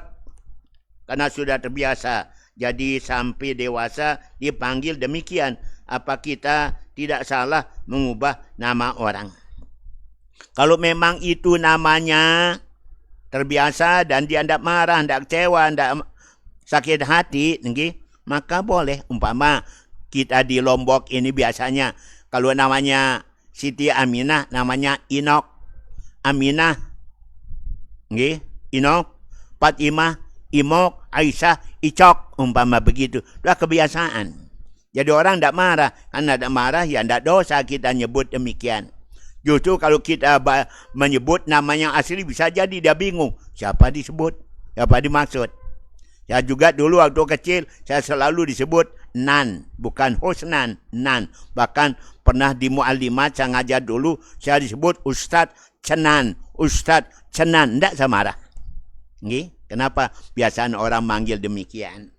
Jadi kalau orang tidak marah, tidak kecewa, tidak malu, ya tidak apa-apa dipanggil seperti itu. Tapi paling bagus tentu memanggil namanya yang asli. Umpama namanya Husnan, dipanggil Husnan. Aminah dipanggil Aminah. Hadi dipanggil Hadi. Bukan Edot. Gitu, paling bagus nama yang asli. Demikian pada Anda. Lanjut. Ya.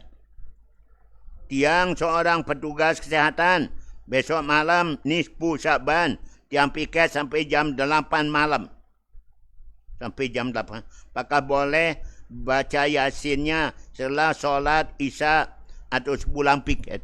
Dari segi boleh-boleh aja. Boleh silakan baca Yasin 3 kali dengan niatan tadi.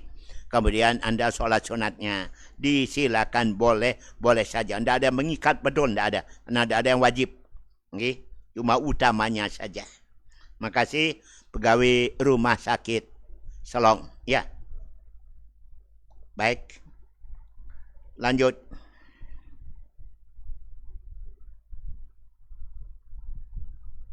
Bagaimana menurut Pak Tuan Guru jika Al-Quran robek-robek di salah satu halaman?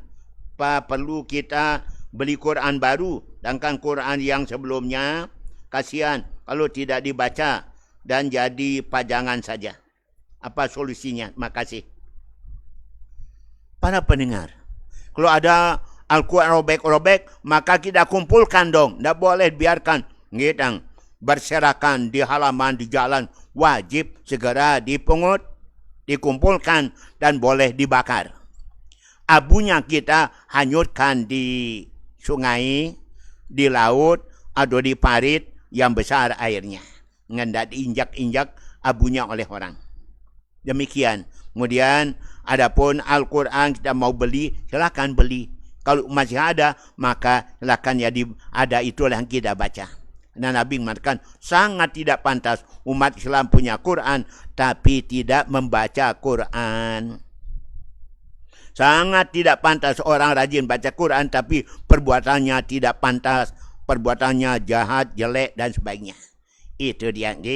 Jadi Quran yang sudah robek, kita bakar, buang abunya di laut, di sungai. Kemudian mau beli lagi Quran yang baru karena memang enggaknya, maka silakan beli. InsyaAllah, tiap kita mandang Quran, lah ibadah. An-nazuru ilal mushaf ibadah. Mandang Al-Quran itu adalah masuk ibadah. An-nazuru ila wajhil alim ibadah. Mandang wajah guru adalah ibadah. An-nazuru ila wajhil walid ibadah.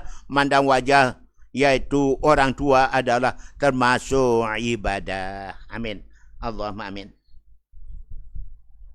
Ya. Dari siapa? Sudah kita jawab tadi, kelebihan keutamaan suratul Ikhlas. Kalau kita ada momot-momot, baca aja suratul Ikhlas.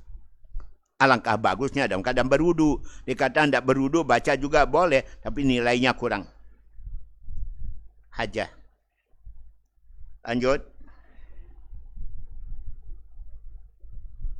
Pak Tuan Guru Tianu Nasang, niki arak sematon tiang dulu pernah dikasih tanah sama papu tanpa saksi. Jangan gitu, jangan zaman sekarang orang gampang. Cari-cari apabila tidak ada saksi, tidak ada bukti. Jangan tinggalkan, dia tinggalkan ke Kalimantan selama 45 tahun. 45 tahun ya? Waduh. Sekarang datang mau ngambil tanah itu. Apa ada haknya untuk dapat tanah tersebut? Dari Pak Saprudin, Ibu Salma. Para pendengar, kalau memang ada bukti, ada saksi, ada kenyataan, ada tulisan, dan sebagainya, dia berhak mengambilnya. Kalau tidak diberikan, boleh dilapor ke Pak Kepala Desa, itu melalui kadus, supaya tanah orang dikembalikan, jangan tidak dikembalikan. Berarti dosa, hukumnya haram, hukumnya makan yang haram, hukumnya. Jangan sampai demikian. Memang itu haknya orang, wajib dikembalikan pada orang. Apalagi ada saksi, ada bukti, ada kenyataan, dah hitam di atas putih. Okay? Ada tulisan, ada cap di sana, umpama capnya kepala desa, umpama. Okay? Maka wajib dikembalikan. Kalau tidak, lapor kepada pemerintah. Boleh kita ambil melalui pemerintah. Terima kasih Pak Saprudin di Kopang Utara. Okay? Desa apa namanya? Okay? Ya. Lanjut. Pak Tuan Guru, niki arak semeton tiang. Pernah dikasih tanah sama papu tanpa saksi, ada 9 ara lebih. Dia datang dari Kalimantan nuntut tanah itu. Tapi yang mau dikasih sama yang pegang tanah itu cuma 25 juta. Paman tiang minta 50 juta. Tapi enggak mau dikasih. Gimana caranya? Dari Ibu Salma. Ya tadi. Kalau ada bukti, tanda saksi dan sebagainya, dilapor kepada Pak Kepala Desa atau pada Pak Kadus, pada tokoh agama, supaya dia itu jangan sampai memakan hak orang yang dah halal. Apa yang dah halal masuk perut, jadi api, sabda Nabi. Kulahmin wadamin nabata minal haram pannauru awlabi. Darah daging yang tumbuh di makanan minum haram, api yang paling pantas untuk bagiannya. Karena itu jangan sampai mereka tidak mau kembalikan haknya orang. Berarti dia makan yang haram. Api neraka siap, api neraka. Besok hari kemudian. Jadi harus diminta melalui jalan pemerintah. Supaya jangan antar kita bisa bertengkar, saling bacok, saling totok, saling gorok, saling pantok gitu. Makasih. Demikian caranya. Supaya aman. Ada kita punya pemerintah, Pak Kepala dan sebagainya melalui Pak Kadus. InsyaAllah selesai. Apalagi ada bukti, ada saksi dari orang-orang sekitar. Baik.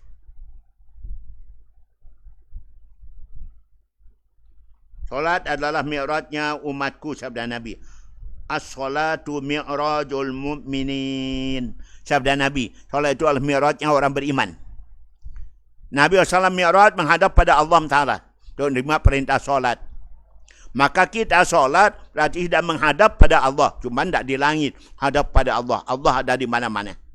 Kita sedang solat, maka kita merasa diri sedang berhadapan dengan Allah. Maka kita pelihara khusyuknya. Benar cara solat kita. Karena kita sedang menghadap Allah. Seperti kanjeng Nabi menghadap Allah. Menerima perintah solat. Kita melaksanakan solat sebagai tanda kita. Cara kita menghadap Allah Ta'ala. Cuma kita di bumi. Tidak seperti kanjeng Nabi di atas langit sana di Sidratul Muntaha. Ini sama Mi'raj. Arti menghadap pada Allah. Pak Hanafi, kemana Muhammad Hanafi di kota Makkah atau di kota Jeddah, pendengar setia kita di sana. Mudah-mudahan sehat selamat. Mohon doanya dari tanah suci. Ya.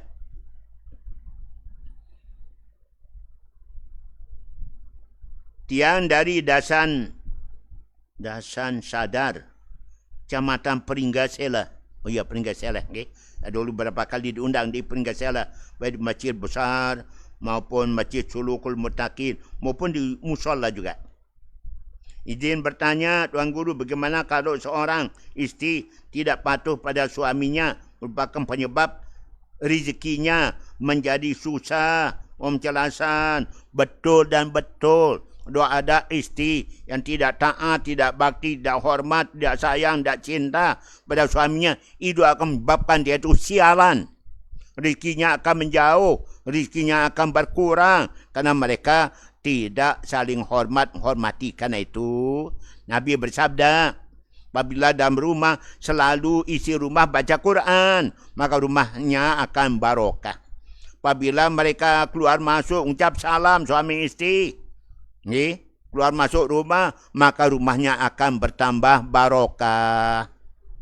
Apabila mereka saling taati istri taat pada suami, suami sayang pada istri, maka rumah tangganya barokah, rezekinya akan barokah. Tapi kalau mereka saling benci, saling dengki-mendengki, saling ndak akor, saling ndak damai, apalagi bulan Ramadan.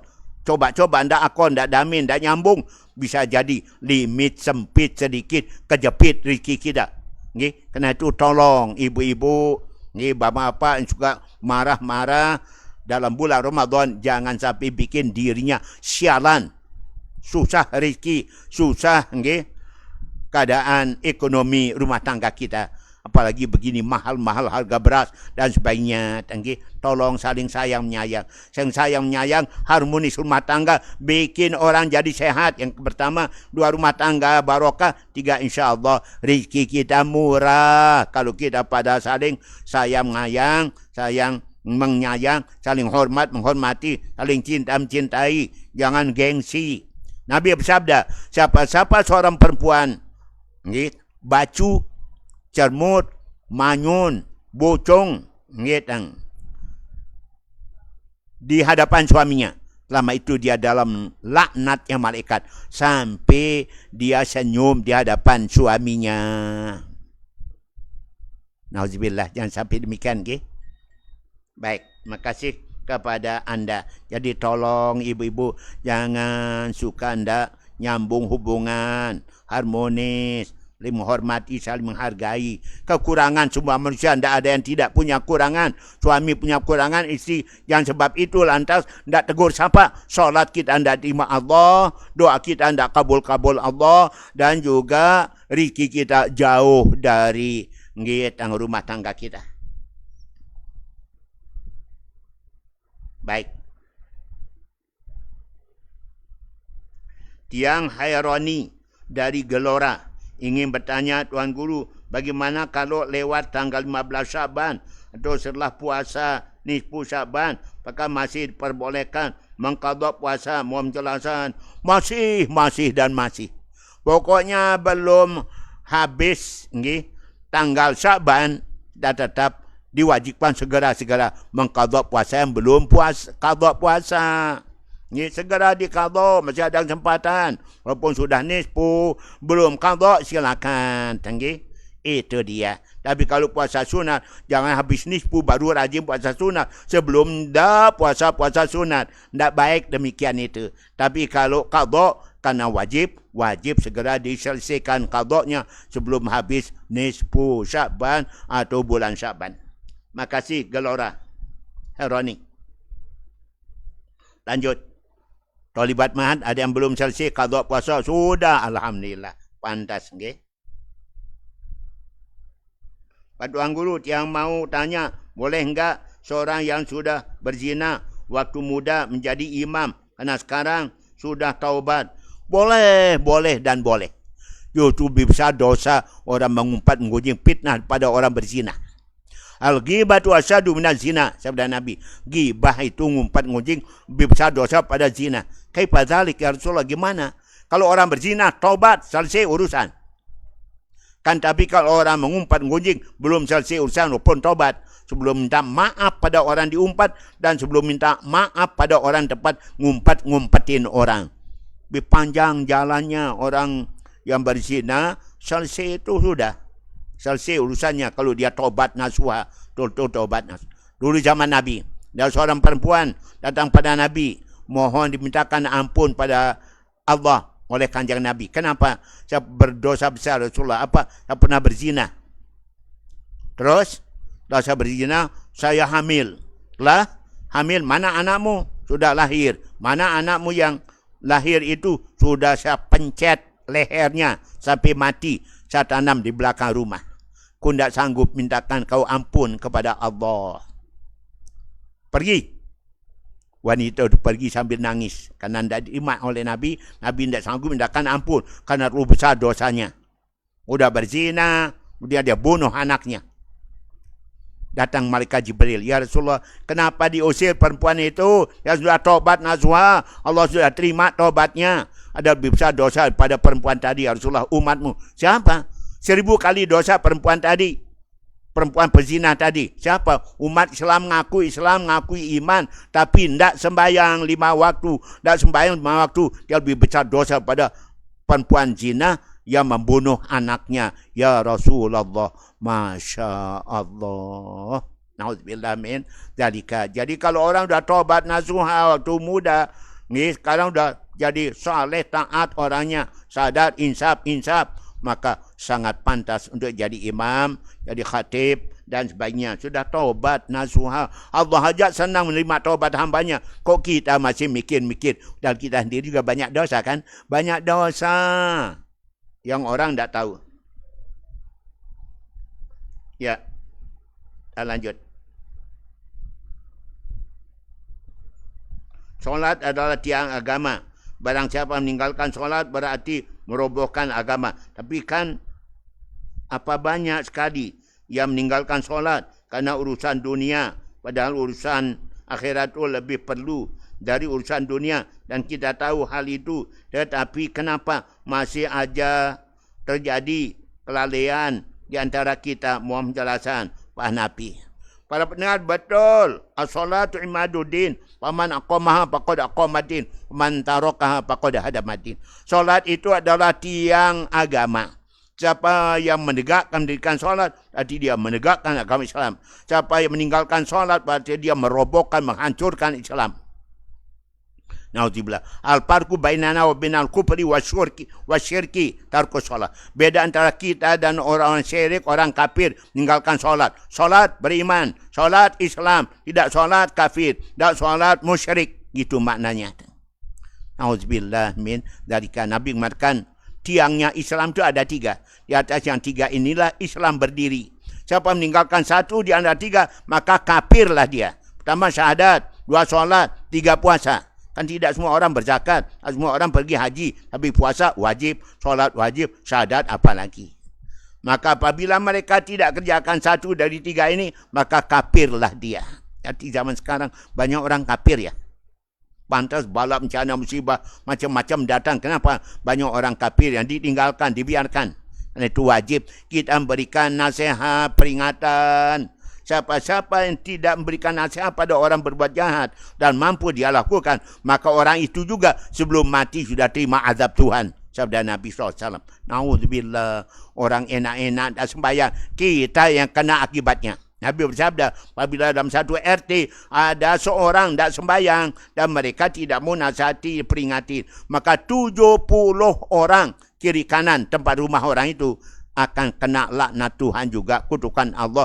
Nah, ada orang tak sembahyang. Oh, kita sudah baik-baik berusaha jadi orang baik, ikut kena kecipratan azab Tuhan, laknat Allah. Kenapa? Ada hendak sembahyang tempat kita. Karena itu maka kita harus peringati, beri nasihat, beri peringatan, amar ma'ruf nahi mungkar. Jangan dibiarkan. Siapa membiarkan kemungkaran, besok dia akan terima juga bala bencana azab dari Allah. Itu dia Pak Hanafi. Semua kita punya kewajiban. Tidak hanya si A, si B, ustaz, kiai, tapi semuanya wajib. Pokoknya orang ngaku Islam wajib amar ma'ruf nahi munkar. Muru bil ma'ruf wa nahu 'anil munkar. Adalah kalian amar ma'ruf. Apabila kalian tidak melakukannya, maka akan datang azab bala bencana musibah pada kalian. Saat itu kalian berdoa, maka doa kalian tidak akan dikabul Allah. Gitu bunyinya. Nauzubillah. Baik para pendengar. Dari siapa? Nuna Ustaz, dalam mengeluarkan fidyah ada atau tidak batas waktu pengeluarannya? Paling cepat, paling bagus. Segera lunasi. Fidyah itu kan jadi hutang. Hutang pada Allah. Fadainallaha haqqan yuqda. Hutang pada Allah harus segera dilunasi. Segera lunasi. Bulan Ramadan ini dia tidak bisa puasa bulan Ramadan ini, keluarkan fidyahnya. Sama orang tua kita kena stroke berat, tidak bisa puasa. Jelas tidak bisa. Terlalu tua, lumpuh, maka tidak bisa puasa. Sekarang dikeluarkan fidyahnya. Satu fidyah itu 1 mud. 1 mud itu kurang 1 kilo. 7/10 atau kurang 1 kilo lah. Hampir 1 kilo. Itu namanya 1 mud. Itu 1 hari. Jadi kalau 1 bulan, 30 mud. Paling-paling 26 kilo beras. Tapi kalau dibeli sekarang berapa harganya? 26 kilo. 1 kilo harganya 12.000 nenek Oji. Dan sampai demikian. Terima kasih pada tinggi. Baik.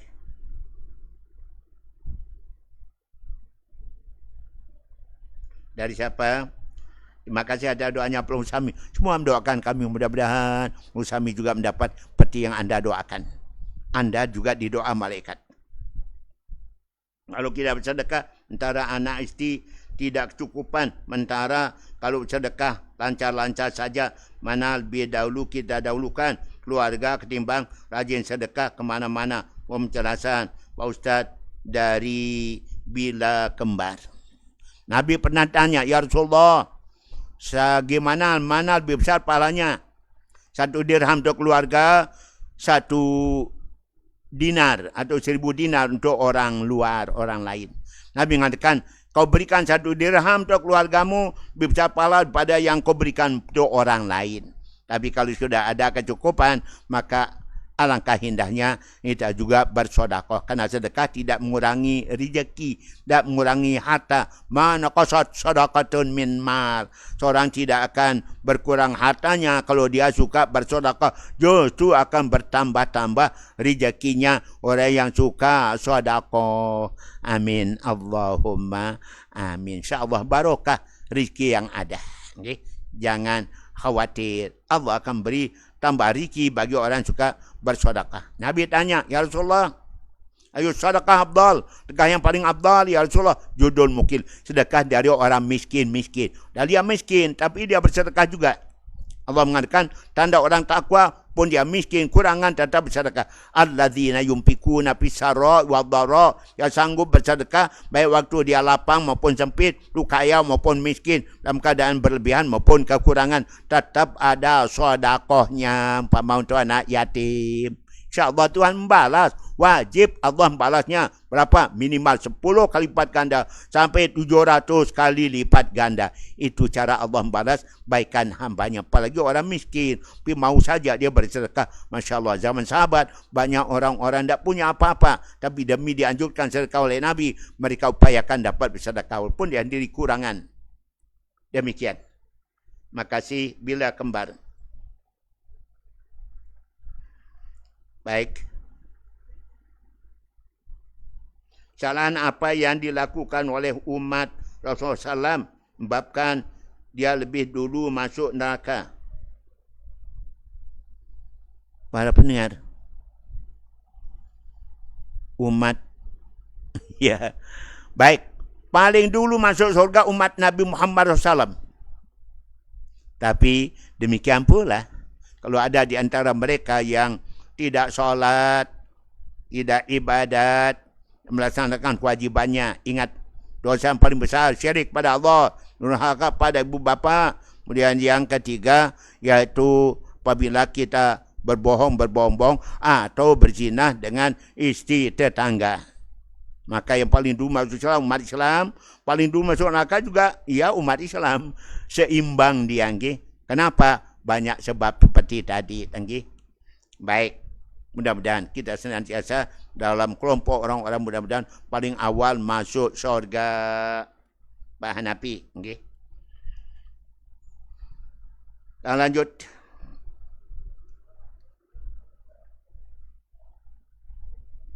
Mami Ustaz, moga sehat. Amin. Anda juga.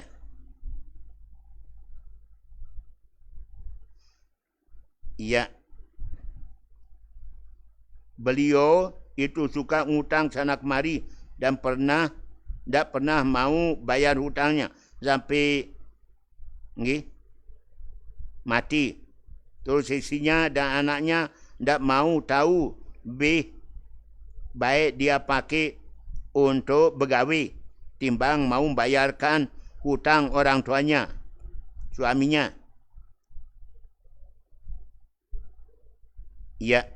Berpanjang kali. Okay? Pokoknya begini. Wajiban keluarga. Membayarkan hutang. Keluarga kita meninggal dunia. Wajib hukumnya. Jangan dipakai untuk bersedekah. Jangan dipakai untuk begawi dan sebagainya. Kalau hutang belum bayar. Bahkan warisan pun belum boleh dibagi dulu. Bayarkan dulu hutangnya orang tua. Yang kedua, wasiatnya dilunasin dulu, baru sisanya dibagi warisan. Kalau tidak, semua keluarga berdosa. Istri dosa, anak dosa. Kalau yakin itu memang adalah hutang orang tuanya. Apalagi ada saksi, ada bukti, ada kenyataan dan sebagainya. Wajib dibayarkan hutangnya sebelum bagi warisan. Itu dia. Kalau tidak, mereka berarti tidak sayang pada orang tua yang sudah meninggal dunia tersebut. Oh, na'udzubillah.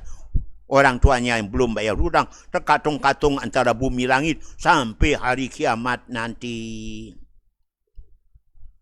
Demikian, Gi. Baik, wah panjang kali. Dari Sakra Barat, Masya Allah. Gi. Mari para pendengar, dan sampai kita meninggal dunia nanggung hutang. Kan itu Nabi melarang kita doyan berhutang. Ya kum wadaina, hindarkan daripada doyan berhutang, karena bikin kamu tidak tenang malam hari, kamu merasa hina siang hari. Sabda Nabi. Okay? Ya Allah, jangan sampai terjadi. Gimana hukum seorang yang melakukan azan, tetapi bacaan hurufnya tidak tepat bacanya? Gimana hukumnya orang berikan dia tugas, misalnya di hari Jumat, penjelasan Pak Hanafi? Ya harus ditegur dong, harus peringati yang berikan tugas. Pak, bacaannya ndak pase, ndak napi kori orangnya, ndak bagus bacaannya. Tolong diperbaiki atau diganti. Begitu ya kita yang ngomong di tempat nggih. Pak, jangan sampai orang baca azan tu ndak pas bacanya, orang tertawa mendengarkannya. Orang malu mendengarkan bacaan azannya. Kenapa? Dia bukan orang yang ahli membaca, bukan orang yang qori, baik bacaannya fasih dan orangnya bagus, makhrajnya ndak terbiasa. Gitu disuruh baca. Dilatih dulu, latihan dulu, suruh latihan. Kemudian setelah itu nanti dengar. Kalau udah bagus, silakan tampil. Gitu dia. Nah, Nabi mengatakan yaitu jadi imam orang yang fasih qori, orang yang baca azan juga demikian artinya. Pak Hanafi. Lanjut.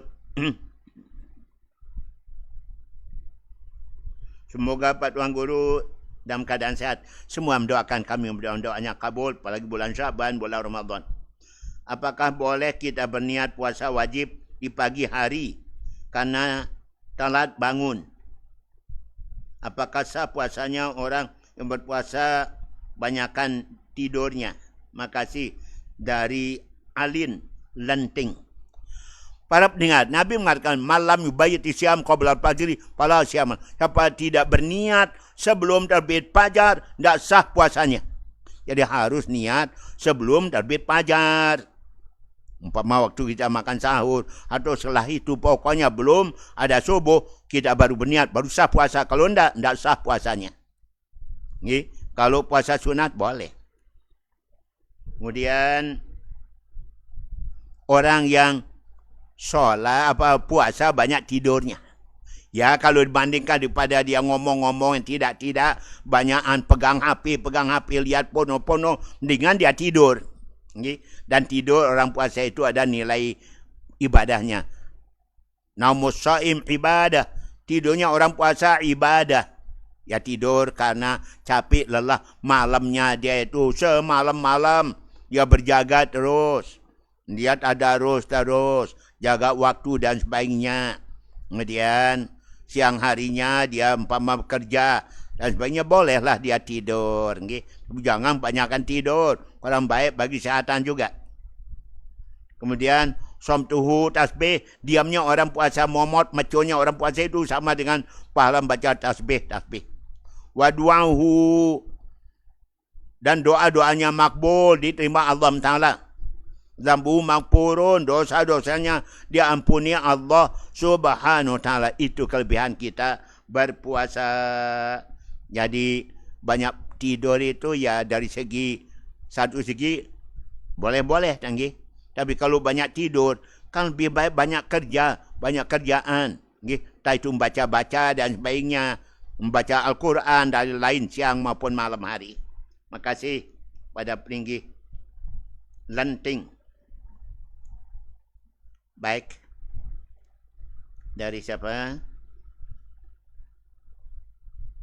Di kampungku tiap hari membaca kunut, namun tiap hari pula kami kalau kunut membolak balik tangan. Tapi saya tidak ikut bolak balik tangan. Apakah sah solat saya dari Karang Baru? Bolak balik tangan itu kalau sedang terjadi bala bencana musibah tempat kita. Kalau bala bencana belum terjadi atau sudah selesai terjadi, tidak bolak balik, tetap hadap atas saja tangan kita. Demikian Maulana Syekh Al-Maghfurullah menjelaskan dulu pada kami di Ma'had pertama tahun 65-66. Jadi kalau jadi bala bencana musibah, jadi gempa, jadi bencana yang lain, hadap bawah juga. Dibalik. Tapi kalau tidak terjadi, tetap pandang atas. Demikian pada anda Karang Baru. Karang Baru Wanasabaya. Tempat kami dulu memberi pengajian di sana di masjid. Mudah-mudahan mami tuan sana dulu mantan kepala desa masih sehat walafiat. Mudah-mudahan. Amin. InsyaAllah. Iya. Makasih. Dari siapa? Apa boleh kita mendoakan orang suka nyeherin orang atau orang suka nyakitin orang biar cepat-cepat mati? Ngadangan. Para pendengar, ya lebih baik cara Nabi.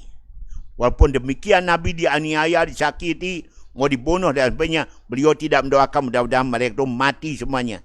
Lalu Nabi berdoa insyaAllah kabul. Tapi Nabi tidak mau demikian.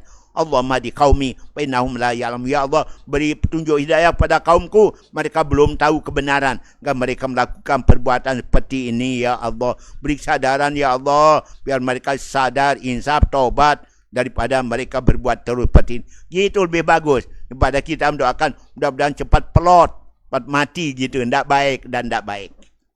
Demikian kepada pengadangan. Masya Allah. Ada masih demikian. InsyaAllah bentar lagi. Solat nisfu Syaban mana lebih afdal? Solat sendiri atau berjamaah? Kalau berjamaah, maka bacaan imam sir atau jahar. Para pendengar, kan solat siang, solat malam, ba'da maghrib. Ya kita baca nyaring dong. Kami sudah mengamalkan, mohon maaf, mengamalkan sudah 50 tahun dalam kota Selong sendiri. Tapi tidak di masjid, khawatir nanti ada yang menolak. Kita lakukan di musola. 50 tahun insyaAllah sudah jumlahnya. Tiap tanggal 15 nisfu Syaban kita mengadakan berjamaah sama jamaah. Sambil kita berdoa bersama. Terutama untuk ibu bapak kita, keluarga sudah meninggal dunia. Kita doakan diri kita juga keluarga yang lainnya. Demikian. Berjamaah dan dibaca secara nyaring karena malam. Kecuali kalau dibaca dilakukan siang, yang tidak nyaring. Kalau malam boleh nyaring. Berarti kita sholat tarawih, witir dan lain sebagainya. Disilakan. Amin. Ya. Terima kasih yang ngisi ulang HP kami. Terima kasih. Moga Allah membalasnya. Moga Allah membalas bulan Syaban, bulan Ramadan nanti. Moga-mogi. Amin. Allahumma amin. Siapa ni? Ibu M. Syafi'i atau Ibu Sumi? Mana-mana terserah.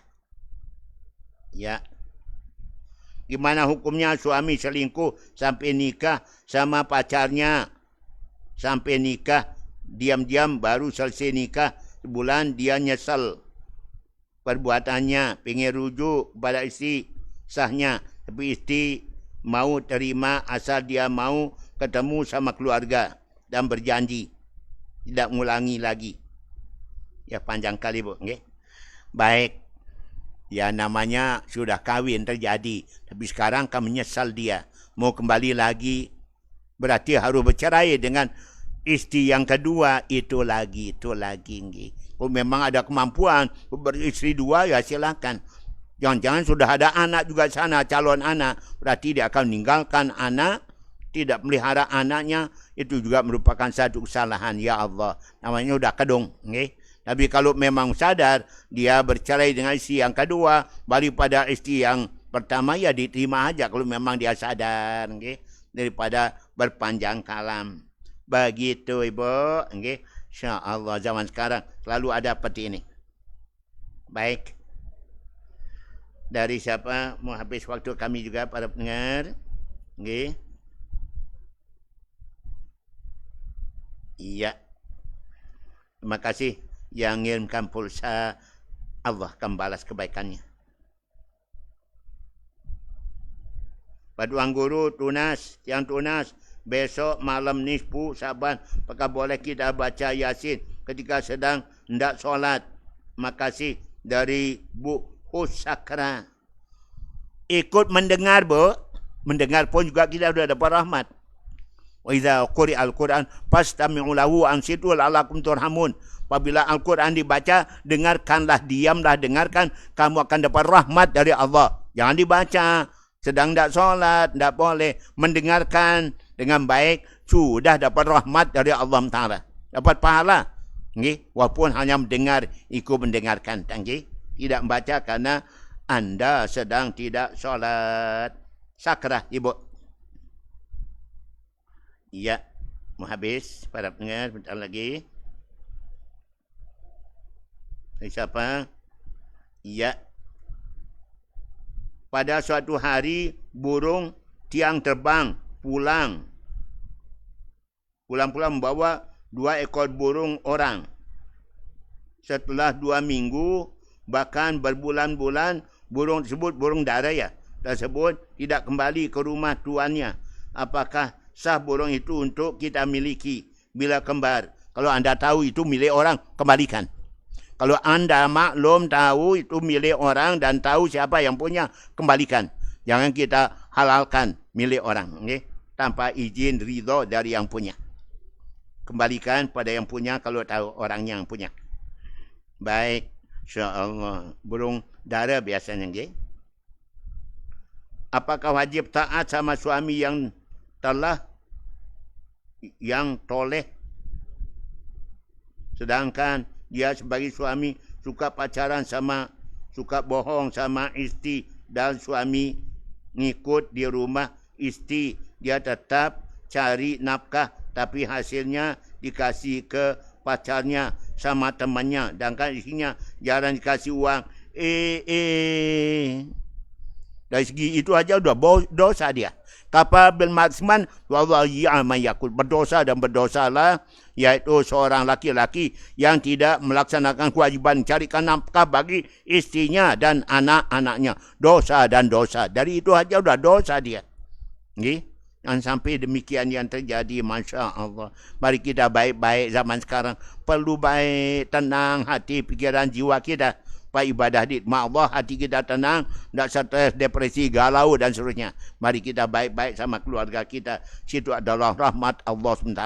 Rahimun ya rahmur rahman. Tabaraka ta'ala. Orang berjiwa kasih sayang, kan disayang oleh Allah. Orang suami yang sayang pada istri, sayang istri yang sayang pada suami, disayang Allah juga.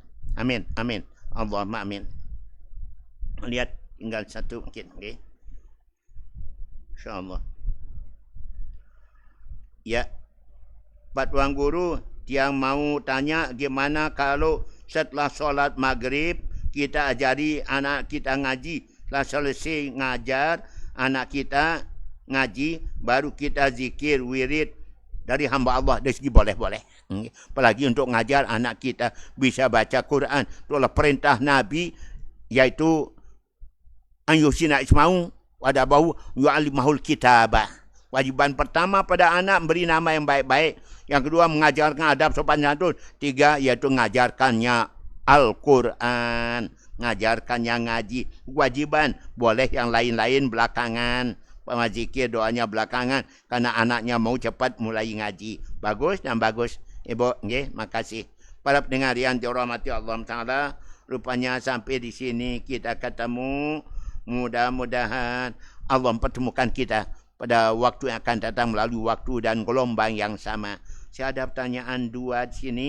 Belum saya jawab. Mohon maaf. Okay? Waktu kita sudah terbatas. Akhirnya, makasih. Selamat nisfu Syaban. Selamat menyambut datangnya bulan suci Ramadan yang akan datang. Amin. Allahumma amin. Allah alamu bisawab. Wallahu muwaffiqal hadi la sabilur rasyad. Wassalamualaikum warahmatullahi wabarakatuh.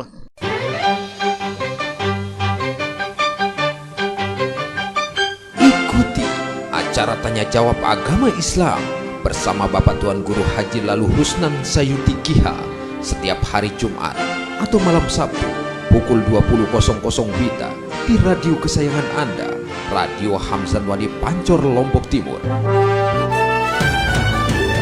Layangkan pertanyaan yang berkaitan dengan hukum-hukum Islam lewat pesan singkat atau lewat surat ke Radio Hamzan Wadi Pancor, Lombok Timur. Radio Hamzan Wadi, suara petunjuk dan penyejuk hati.